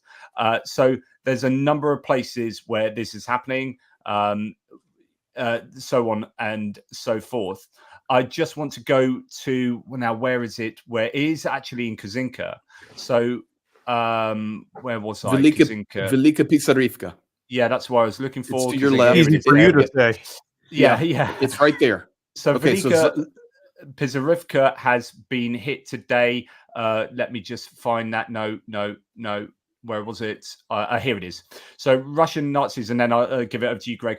Today shelled the center of the village of Velika Pisarivka in the Sumy region. The occupiers bombarded the border areas every day with carbs and FABs, the guided glide bombs, and also hit with artillery. The video shows footage of the evacuation of residents from the village of Lugovka in the Sumy region and the sounds of the cannonade. The destroyed bridge seen in the videos bombed by a Russian missile strike. So there's lots of damage and destruction going on in this general area. So let me just tell you guys, this is basically fresh news. That village no longer exists. It's gone. And it was done through bombing. And we're not going to get into a technical analysis here, but it doesn't take rocket science to know that when you do incursions, which you have a right to do, okay, and even the Siberian or the Freedom Russia, whatever, if you do not think that the Russian military is going to respond in a certain way, then you need to reevaluate your understanding of this war. So I am completely convinced that that's just a response to some of these incursions here. Guys, that village is gone. Today, 256 adults and 26 children had to be evacuated. That is not artillery only. That's not just some random missile. They bombed it into oblivion. If you were to go straight down south, let me show you one more, Johnny. Go straight down south on the map. I just want people to understand. Go all the way to Kherson. Zoom in on Kherson on me. Now, go up to Mykolaiv on that road right there. Now come down that road right there. Zoom in, and you're going to see Posad Pokrovsk. Yeah, I think I drove past that a number of times. You did. Right up there, top of your screen, Posad Pokrovsk. Yep. Zoom into that just so people can see the size of it. Okay, 3,000 people. Guys, this village looks like World War II movies of bombings that you would see when the thousands of bombs were being dropped out of these heavy bombers. That village, 3,000 people, leveled by bombing. Is that the place with a lot of blue tarpaulins? That's exactly right. They're starting to try to rebuild it, but it was leveled. Zhenya and I were in there right after this was liberated, and Ukraine was pushing back. And guys, the devastation It's indescribable. So it's just, once again, we're back to that human factor of the war, just like John McCain was saying. These are people. These are people. So the question And is, for that northern area, is, well, because lots of people have been casting their opinions on this. I know Andrew Perpetua, whose mapping and data sets I heavily rely on, and I think does gargantuan work. He got in a bit of, not necessarily hot water, but a lot of people disagreed with him because he sounded off on Twitter about this being a really bad decision of the Ukrainians to, even though it's a Russian fighters and they are kind of have more of a mind of their own, they are using equipment that has been given to them by the Ukrainian army, right? So they haven't just picked up this kit from nowhere. So this will be in conjunction in some way with the Ukrainians. Now he looks at every bit of footage that you'll ever see, and so he, more than anyone I know, will have an idea of how many people are dying, what equipment it's getting lost, and then from that say, what are they doing this for? Like, this seems to be a gratuitous like waste of equipment and effort and men. But then other people are like, I'm not so sure, because I don't know what the intentions are. I don't know that they're seriously going to be trying to take parts of Russia, right? That is more about the elections. It's more about the PR. And you can argue that's a waste of people for PR. But actually, you know, these are guys that are trying to unseat the kind of arrogance of Putin in terms of his election. And so there are other ways of measuring success here, and some of them are unmeasurable, right? So we can't see the effect on morale. We can't see the kind of PR effect. So it's difficult, is what I don't know whether this is worthwhile doing or not, because I don't know all the details. So even if it wasn't during the election, if it was just a regular day, it's an average Thursday, it's still a good thing to mess with the psyche of like, whoa, what do we have to adjust? Just like, and this is even more important, the strikes on the oil refineries, which are they've hit at least a dozen in the last week or two, right? And by my calculation, and I heard Starsky say 20%, by my calculation, you're at least at 10%. You're at least somewhere between 10 and 17% as of 2 days ago of Russian oil refining capacity is shot. The number we hear here is 12. I'm sorry? Yeah. The number we're hearing inside Ukraine is 12% taken out. So my calculation was 10 to 17%. Starsky said 20 today. There was another refinery. So I don't know if he's, you know, maybe a little more liberal, but nonetheless, that's having a tremendous effect.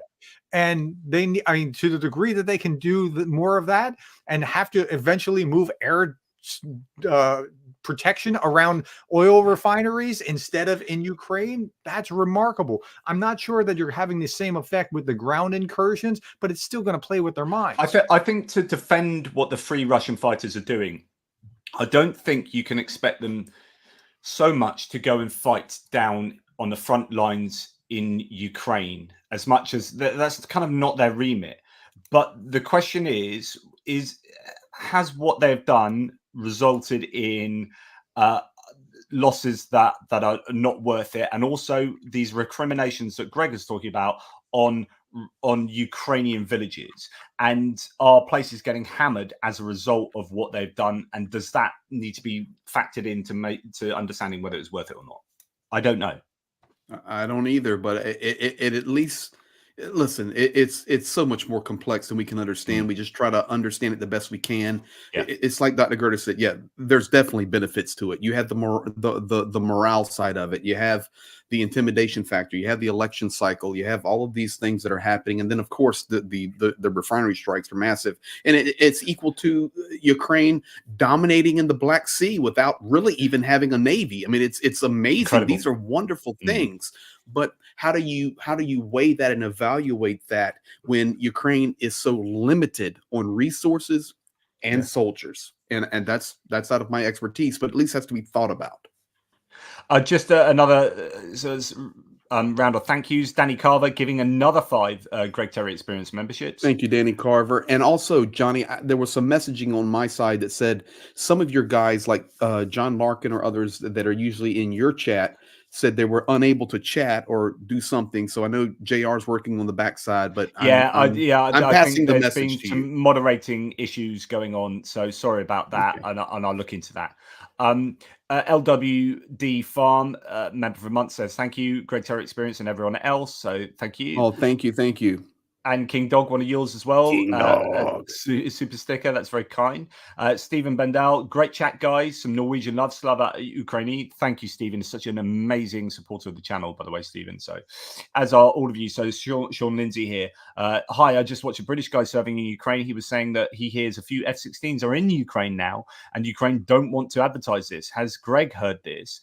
Keep up the great work, guys. As far as I know, they're not here yet because the infrastructure is not in place.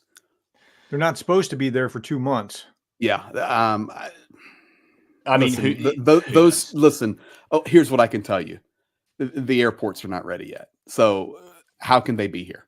So but Tom Cruise proved in Maverick that he only needs the runway, not the real runway, but the little side runway thing in order to get those up in the air. So there's that. So I mean, maybe we should just build some Scientology churches. I'm not an authority on it. And today I actually drove past a I'll get the coordinates for it, Johnny and Dr. Gerdes, and show it to you guys. And I mean, it's public knowledge, but we're on a road that's also designed as a backup military airfield. Yeah. And they got to have all the infrastructure in place there. And it's in several places in Ukraine, like in many nations. We have them in the United States. I mean, it's simple. But could an F-16 land on that? Absolutely. It was an incredible runway, but it's not so much that as all the other infrastructure that has to be here. Am I saying that an F-16 has not touched down on air bases? They have touched down on air bases. I already know that for a fact. But are they here right now? No. Mr. Lion Dust, one of yours. So thank you for that super sticker, Mr. Lion Dust. Paul Gilbert, 5 ATP Geopolitics memberships, really kind. Tanya Rindenko, super sticker from Canada. Thank you so much. And then really appreciate that, Tanya. Great supporter. And then Vigo, who's such an awesome supporter of the channel in terms of everything really. Always giving really good comments every single day. I put it to good use. And then that's not calling me a beast. That means that he's put a emoticon there. But Vigo with some Norwegian love. Really, really appreciate that. We're going to put this all to good use. And then just a few more before we get onto one of the later things I want to say. So 5 Greg Terry Experience memberships from LWD Farm as well. Farm, that's Canada. Awesome stuff. And then indeed 5 more as well, by the way. So there's 2 lots of 5. Thank you. Awesome. And Eubanks DVDs, great support as well. Keep up the great work, JP, Darren, and Greg. Really appreciate that. And yeah, we'll go on to the other ones in a wee while. Hey, can you grab that comment from Melanie Reed there? So she used to work on F-16s, and see that's a part of the issue right there, guys. And I didn't, of course, but I trust her. She's always in the chats and very knowledgeable, a good chatter. Yeah, she says they're vacuum cleaners, and you have to have a very clean runway. Yes. I worked in an F-16 squadron. Okay, that's who we need to listen to. And yeah, so part of the problem with F-16s is that their intake for air means that they pick up a lot of what's called FOD, or foreign object debris, and in sucking that up, it obviously is going to cause havoc. So you need very clean runways. And something like the Gripen, for example, this is why people keep talking about the Gripen, the Swedish fighter.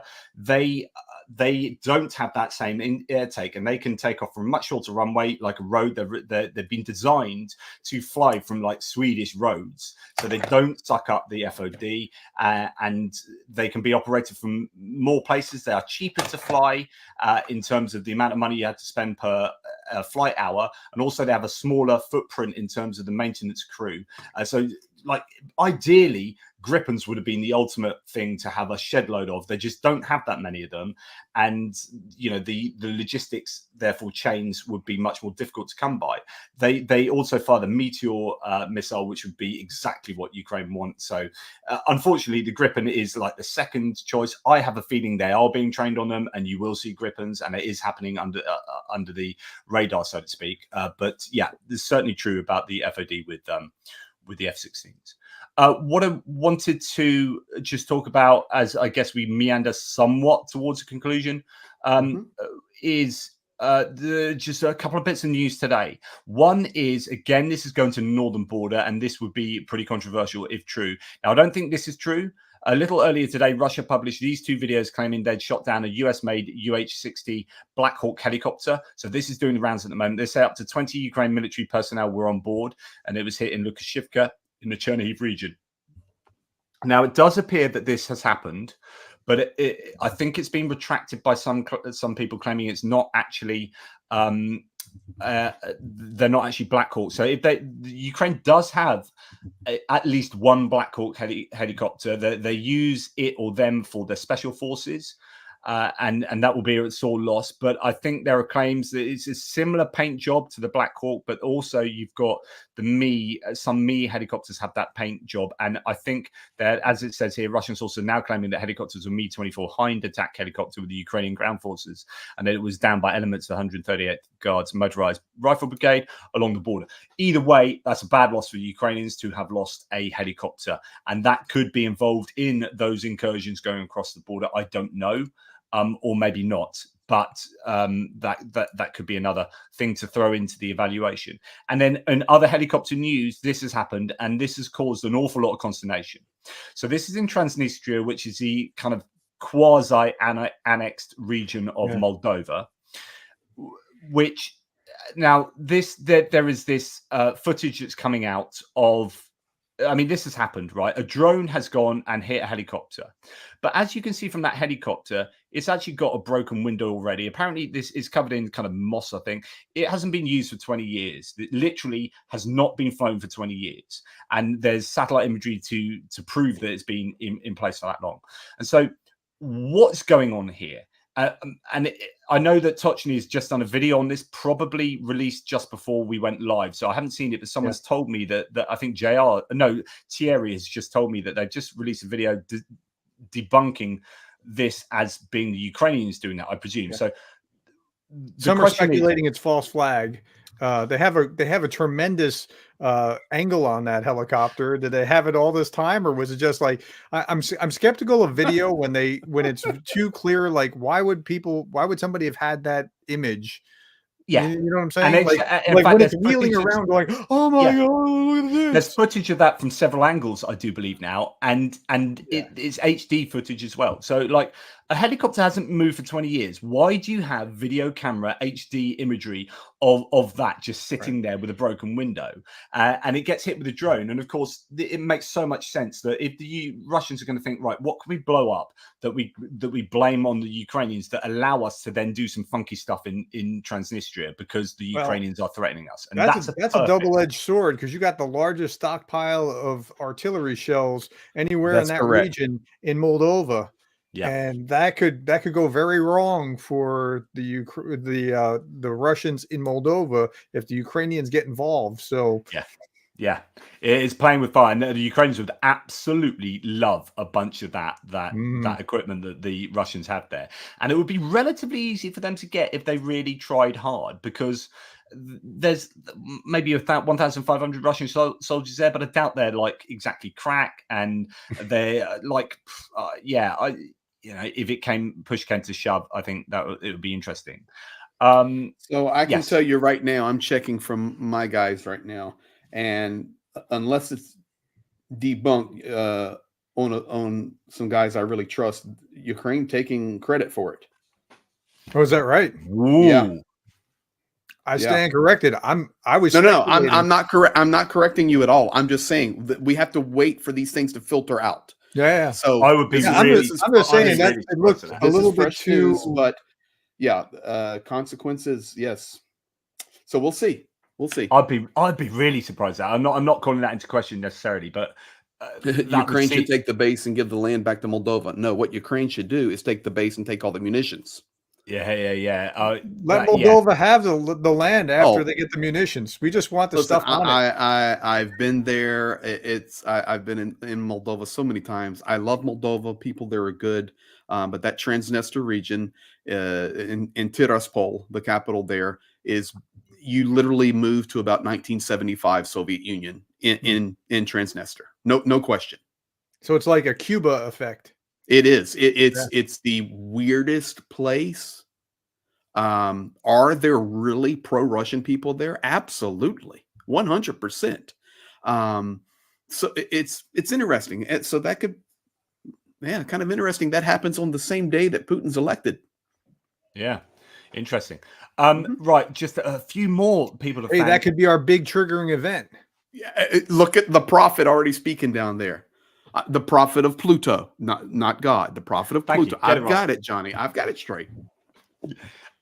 Daniel Westlund here from Sweden. Keep up the good work. Thank you. Incredibly generous people. John Abraham, super sticker. Honestly, Daniel, that's super generous of you. Remy Stevens, 50 Canadian dollars here. Great work, gentlemen. I hope this helps somebody in Ukraine. Absolutely, definitely. I'm going to be really interested to see how much is raised tonight. When will you know, Greg? I'm making a call now, y'all. Oh, ledge. And then we'll have to add some from here as well, but it is a ballpark figure anyway. From my state pension, Harry O, keep it going, everyone. It's our only choice.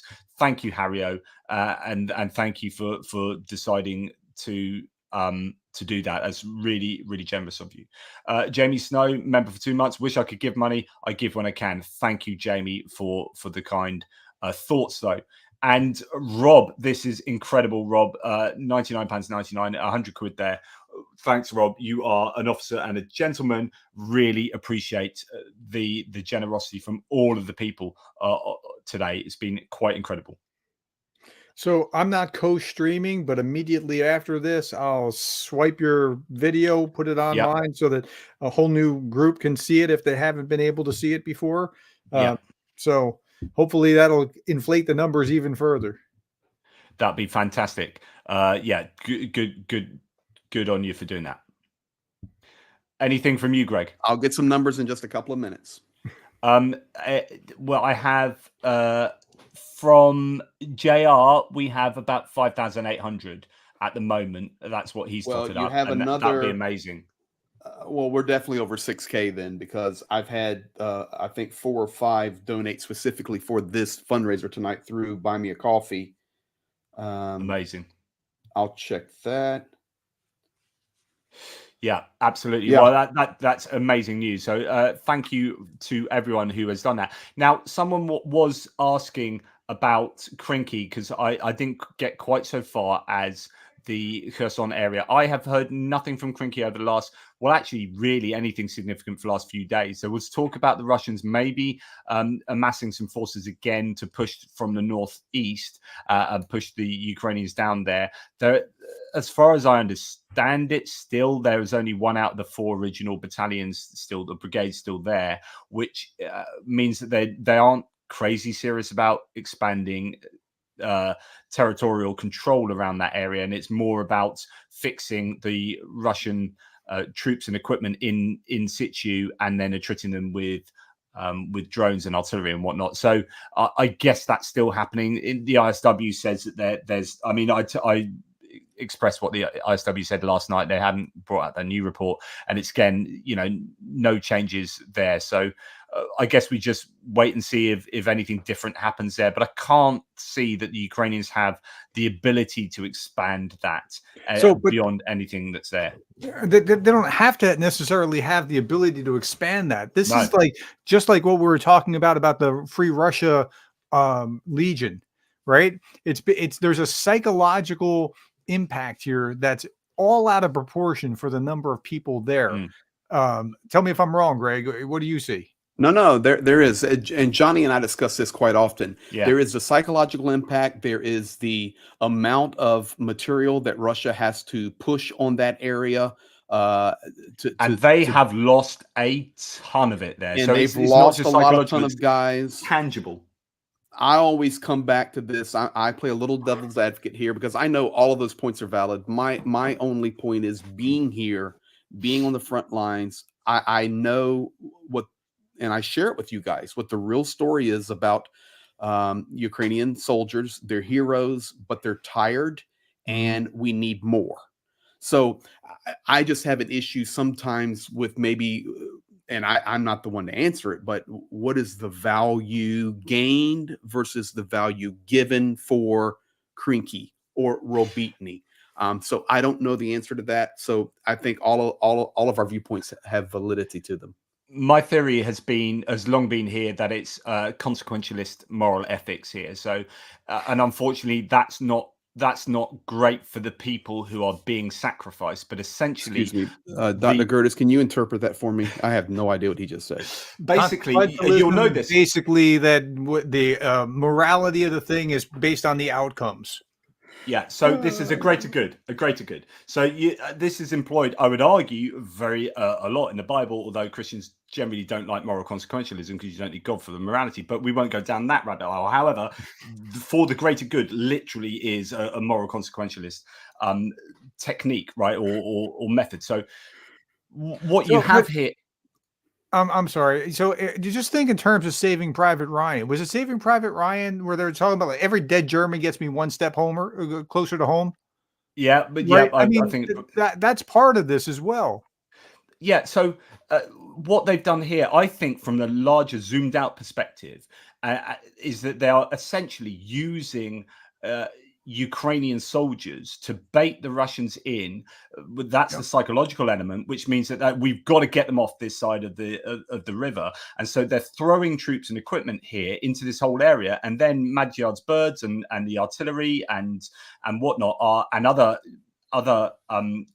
drone units as well are absolutely hammering the equipment and personnel here. So the Russians have definitely lost, like visually confirmed loss, like several hundred bits of kit around here and a shed load of people.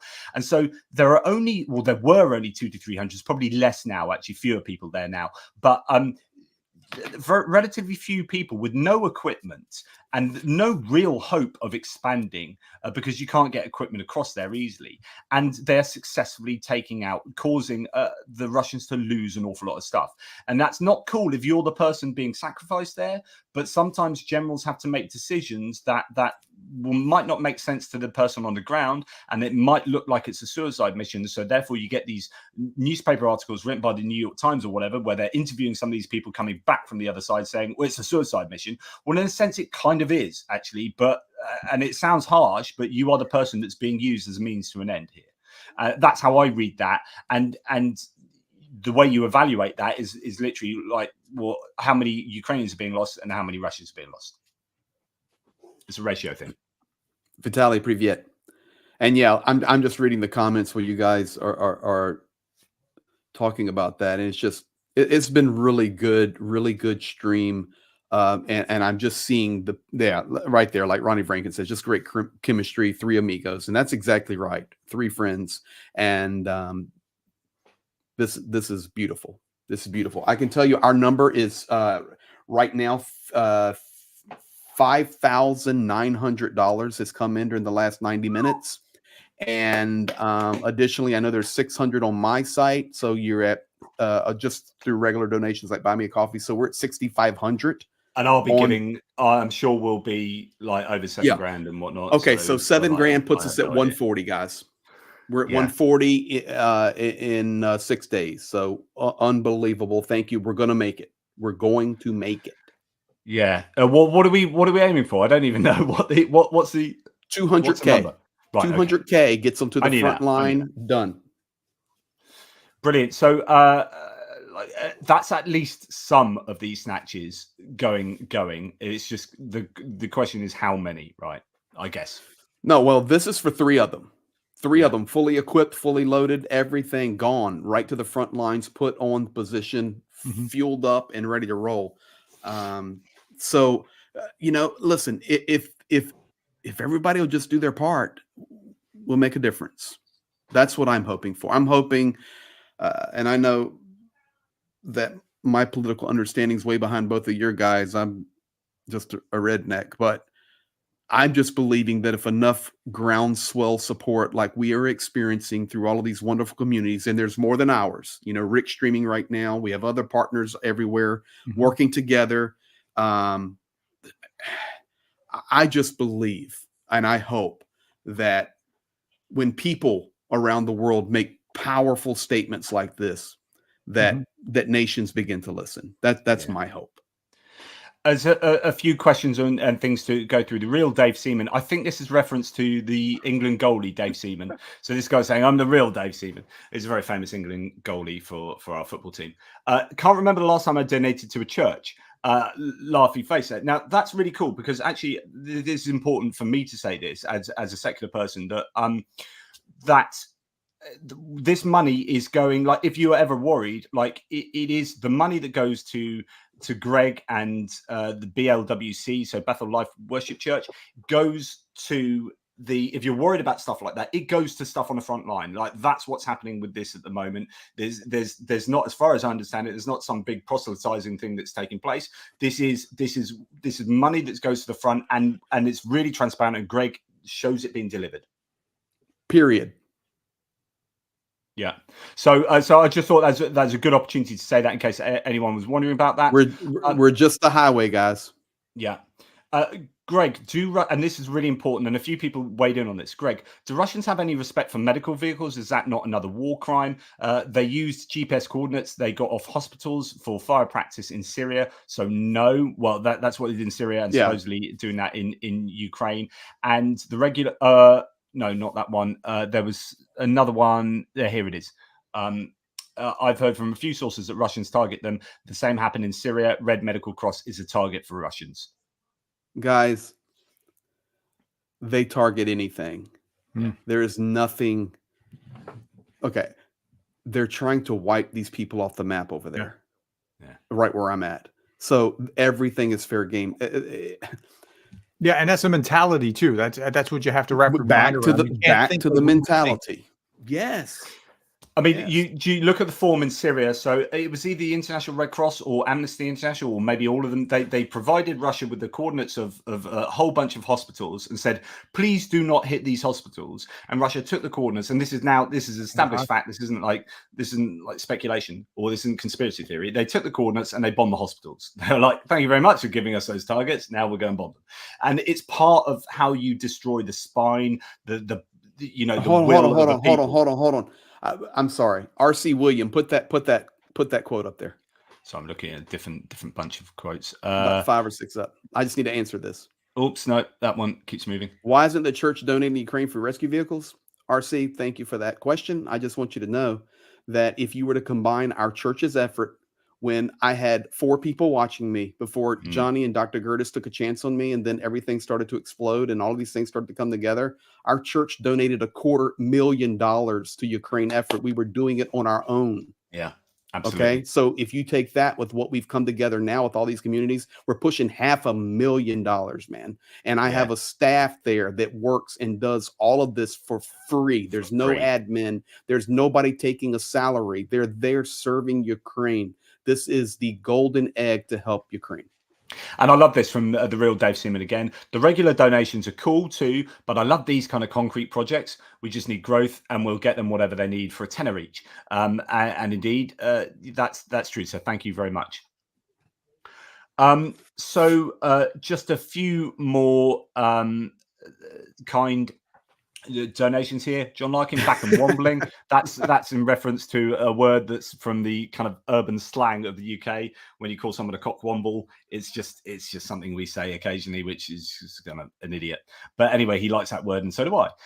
Jeroen Rolus, which is JR, so this is JR, and that's how you pronounce Jeroen. It's not Jeroen, it's Jeroen. I've found out recently, as some Dutch person told me, corrected me quite correctly. Any ending thoughts on Musk and the use of chemical weapons? I don't. Well, don't get me started on Musk. I will. Wanted to use chemical weapons on Musk? Is that what they're asking here? Actually, I would. I don't know that you should be talking like that. That's not. Look at Gerdes going military on us. Awesome. I'm just saying that's not a polite thing to be talking about. There are these claims that the Russians have upped their use of chemical weapons. Of course, the chemical weapons is a big umbrella term for a number of things, including things like CS gas. So and I don't know if both sides have done this, but certainly we have heard that Russians have used CS gas to drop into trenches and dugouts that then flush out people, and then you drop munitions on them. So that's a technique. Now we are hearing more of that here in Ukraine. That more chemical weapons are being used. Yeah, and this is probably not the time, but I have talked about this before. It's odd. Chemical weapons, and this is where I get a bit philosophical. Chemical weapons are a bit of a false distinction, in my opinion. And now let's move out from the emotions of this. But actually, what you're saying is like, I don't like this way of killing someone. I prefer this way of killing someone. And so we talk about how terrible chemical weapons are. But the question is, would you prefer to live with like burnt skin, or would you prefer to be dead because you've had your head blown off? And it's like, because being dead with your head blown off is what happens if a shell lands on you, but having your skin burnt but being alive is what happens when you've got chemical weapons. So like, what would you prefer? No, and they were like, killing them with it. So they were saying this is so barbaric. When you're sitting around with clear heads, not at war, you go, you know, this is probably a bad idea. We don't want it to happen to our people. You don't want it to happen to your people. Okay, let's not do that. But then they do that. So yeah, but it's the idea that you know, like you could just say, you know, like for example, the thermobaric, the TOS-1A thermobaric munition that vaporizes humans is like, that's absolutely horrific, but that's fine. And yet, you know, this mustard gas is not fine. And you're like, can we really make that distinction? And I'm not justifying at all like chemical weapons, of course. I'm just saying that there's an interesting philosophical discussion to say that it's a bit of a false distinction, that it's okay to kill, like it's okay to blow someone's head off, like literally blow someone's head off is fine. Like there's not a law against that, but to use a gas is no. And I just find that's an interesting discussion. It's an interesting distinction to have, and I think it's somewhat arbitrary. You might then talk about using something that's designed to cause chronic over time, chronic impairment, as opposed to killing someone outright, is more cruel or something like that. I don't know, but yeah, somebody just mentioned Agent Orange in the chat, and that's, you know, something like that might be just as vicious in a long-term sense. Anyway, but you know, the question still is, would you prefer to be like impaired long-term or killed? Like, Johnny, you know what's terrible though, is that you and Professor Gerdes and I sit here and have this conversation in 2024. That's what's horrible. I mean, you know what I'm saying? We shouldn't be having weapons at all. Like, I mean, the pacifist in me says, well, now, like, Johnny, listen, it's horrible. If I remember correctly, on the front lines, you brought home a Savage knife and you held a gun. Yeah, but no. Listen, I held a gun. All of you ATP. Listen, I know we're getting to the end now. We're over $7,000 for tonight's fundraising. It's been an awesome night. But listen, guys, Johnny held a gun in Ukraine. That's all I'm saying. So this is called the paradox of tolerance, right? And this is a really interesting idea. So the paradox of tolerance is this idea that if you are so tolerant that you allow the intolerant, if you tolerate the intolerant, that you will be consumed by the intolerant. So, for example, if I'm like so kind of liberal or so tolerant of other people's differences, and like, oh no, you can't have a go at that like horrible fascist over there. Like I need to tolerate that fascist. Well, that fascist will then take advantage of my tolerance, and their intolerance would subsume me, and I would lose out. I wouldn't exist because. So this is called, Karl Popper, the philosopher, termed the paradox of tolerance, which is you can't be so tolerant that you tolerate the intolerant. So my position is liberalism with teeth. So you need to be tolerant up until there's a point where like it's really counterproductive to be tolerant of that. And so therefore I'm a liberal. I'm essentially a pacifist, unless there's a war, in which case, you know, you need to arm the people who are being attacked. You need to fight against the aggressors. As a Reagan conservative, I have no problem with weapons. And I do have to say guilty as charged, because I see Pierre defending Johnny right now, saying, Greg, don't you remember riding around the front lines and then the bad drivers would come and you would say, I want to eliminate those people. and I had a way of saying it. So, okay, Pierre's taking up for you, Johnny. yeah. I remember this very well. We had some great moments where, like, yes, we did. Greg, like, I don't like. I'm the atheist here, but mate, what about your Christian forgiveness here? As he's like, man, am I gonna go? Johnny. Good times. Good times. It good was times. good times. So on But that you know what? note, On that Yeah. note, but here's the truth, Dr. Gerdes, and it, you know, we were talking on the phone the whole time when Johnny was here with us, guys. This is just an example of this is what humanity is supposed to be like, where we can discuss and give and take and learn from each other and not fight and say, okay, you have the right to think that way, and I respect you for it. And I'll be honest with you. I love Johnny Pierce, and if anybody was to mess with him, especially in Ukraine, he's got a whole army that's going to defend him because he came and we drug him around the front lines. And believe me, it's high respect for Johnny Pierce. Well, thank you very much, and thank you for that opportunity and experience. And hopefully, you know, we're you know, I am repaying that, you know, with what we're doing here and the aid that we're getting to the people who need it the most.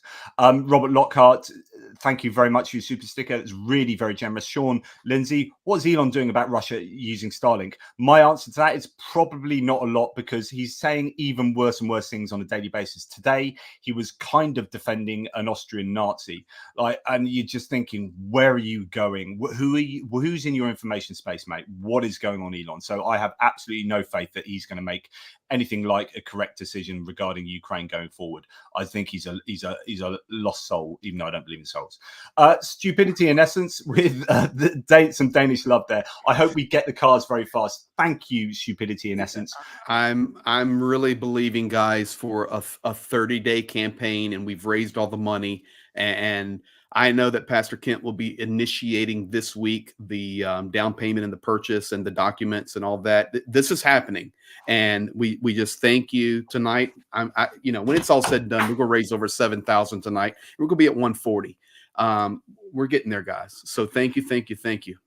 And last one at the moment, MH with some Canadian love there. Never thought I'd be united with Republicans on anything geopolitical, but here we are. Here's the good people. That's you two he's talking about. Here's the good people on all sides, Slava Ukraini. And actually, so Darren and myself were speaking in the green room before we came on about Trump, and he's just listened to Trump's Ohio speech, which was a fascinating smorgasbord of cringe. And also just worrisome stuff. But we don't have time to go down that route. But I think some people have been asking me to speak to Darren about republicanism and where it's at, and MAGA and Trump.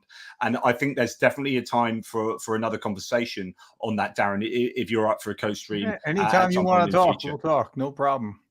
Yeah, and it's interesting, and whether your position has changed given what you've learned from the war. And I've stayed right where I am. I mean, that's the issue. My party's like that person that just put this thing about I never thought I'd agree with a Republican.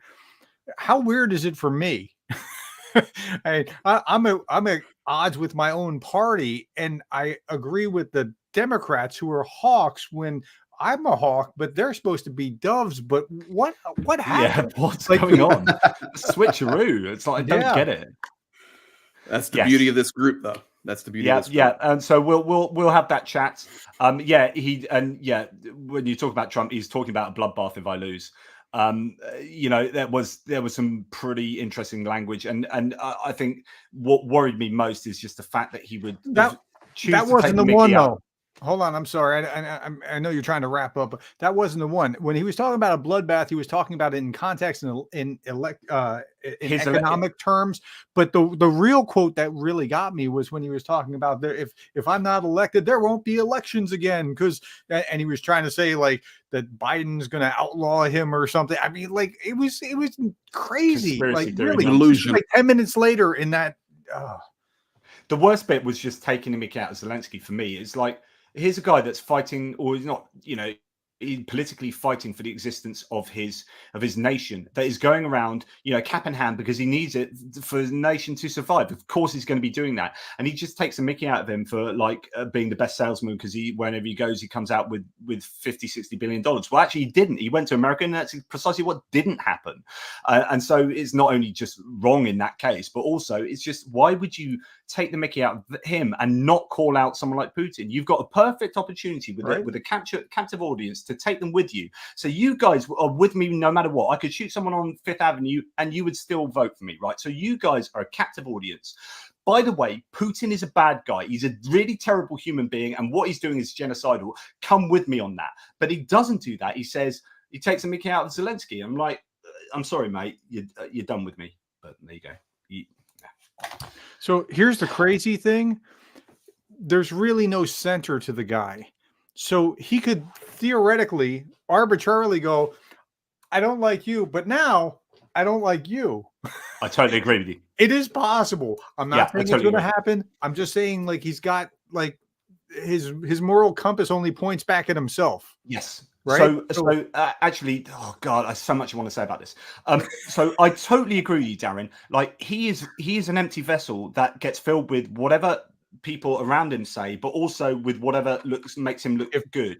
If people can convince him it's in his best interest, that but we're gonna have to save that for another conversation. Yes, just the example of that is, I think he had like 5 different positions on abortion before in 2016, and because he would say, because he doesn't actually have a position on it at all, like he just says whatever he thinks is the right thing to say to the right person, and so therefore he has no ideology. He has a few general positions, but generally he's quite vacuous on ideology, and therefore he could be convinced by the correct people around him to have the correct view on that. That is now my leading hope. That's right. Yeah. And I did a video saying that the one hope you've got is that the way you do it is if you say to him, if you will be the hero of saving Ukraine. It's like, if you are responsible for giving all the stuff to Ukraine, then you can be held up as this hero, and that will make you look really good. And that's the only hope. We'll rename one of those villages Savovny or whatever, that we'll rename it Trumpville. Yeah, exactly. Okay, brilliant stuff. Well, look, thank you so much to obviously both of you, but particularly to Greg for actually being in Ukraine and facilitating this and being the actual, you and Zhenya being the organization that is providing this aid, and we are just, Darren and I, in the background saying, here's some extra help. We all have an equal part, guys, and that's the message that I put to everybody. Yeah, we're here, but man, I love this place, and I've been here for over half of my life working, and this is, it's like, for me, when I'm in Ukraine, guys, it's no different than me being in Pennsylvania. That's the truth. I know every road. I can speak the language. I know the stores. I don't need interpreters. I don't need anything. It's like I'm at home, to be quite honest. My family's been here so many times. It's second home. So for me, it's quite normal to be here. It's not like I'm on some mission or any of that. This is just normal, and I love this place. What is great is you guys jumping in and helping, pushing this out to the greater community. And what is the greatest thing is all of these people in this chat who and that will be watching this on demand later. That's the greatness, because I'm telling you, Ukrainian soldiers, especially on my channel, they may not understand a word, but they are watching the chat, and when they see the hearts and the blue and yellow flag and all this, it just encourages them. So apart from listening to us and listen to opinions, and of course, none of us know all the answers, but together we can kind of work on something and get some understanding to think about. But secondly, providing a platform where people of the world can come together from different backgrounds. That's what we're also trying to do. But thirdly, man, doing something that's bigger than ourselves. That's what's amazing about it. You can be sitting at your home today and think about the difference that we all are making together. And that's the most powerful moment. So thank you all. Yeah, beautifully said. And yeah, I can't thank everyone in the live chat and all of you guys enough. No, and it's so fast moving. And I have to let you know that this will continue, of course. So it doesn't stop with the end of this video. Like the fundraising continues until the amount is reached, and we will be sticking this one out. This is so important. I also want to just give a special thanks to JR, who kind of prompted me to do this more formally and started the ball rolling, as he did last time we did this with his matching ones for the drones, and we raised an absolute ton for the drones as well, and that was fantastic. I think we've probably beaten that this time. JR can let me know that. But it's just fabulous. So thank you, JR, who is behind the scenes helping me out personally, and I have an awful lot to thank him for. Goodness me, I feel rubbish. Just I sent him a hoodie, one of the Ukraine aid hoodies that I had done for us, for me out in out there, Greg, and I sent him one of those the other day. It's like, you know, please have this. Like, I just, you know, thanks, JR. You're an absolute legend. So just wanted to personally say that. So I'm comfortable to say, I see the questions there, guys. As of tonight, 11:55 p.m., March the 17th, 2024, in Ukraine, we're at $140,000 raised toward the $200,000 goal, which has happened in 6 days. So thank you, thank you, thank you. We're running the front lines hard. My videos are at different times and all of this. So expect another update or an encouraging word from either JP or Dr. Gerdes tomorrow. I'll have some content up tomorrow. You never know. It may be live. It may not. I never know because of our situations, but definitely within the next 48 hours, you'll have your next update. So thank you. Yeah, and just to, I think the last time we did this, we raised somewhere between $11,000 and $14,000, but that was after the event as well. So if people can still continue to give really generously after the event, we'll hope to beat that previous one and get those armored medical vehicles out to Ukraine. That would be superb. Johnny, I don't want to extend this, and we'll let Dr. Gerdes, and I'll stop talking, but my wife is in the chat, and she loves the British accent. Would you please drop like a, hello, Miss Holly, how are you doing, in the best Queen's English? Hello, Holly. How are you doing? It's really good to have you on board. Honestly, big love to you, Holly. I have spoken to you on the phone from the battle bus somewhere in the middle of Ukraine. And I believe your folks as well, Greg. I've spoken yes, you to have. too. So, you know. Thank you, Johnny. Thanks, I just got brownie points. Thanks for lending this good chap to Ukraine for as long as you have. I'd say hello too, but I just grew up in Jersey, and it doesn't sound nearly as cool as what he just said. Darren, well, thank you, everybody. What are your final words for tonight? Slava Ukraini. Heroям slava. Heroям slava. Do peremoga, until victory. Yes, and that as well. That what he said. Anyway, thanks everybody. Thanks to you too. Take care, y'all. And that's a bit of American for those who couldn't understand my previous stuff. And I'll be with you tomorrow again as per usual. Take care. Toodle pips. Good night.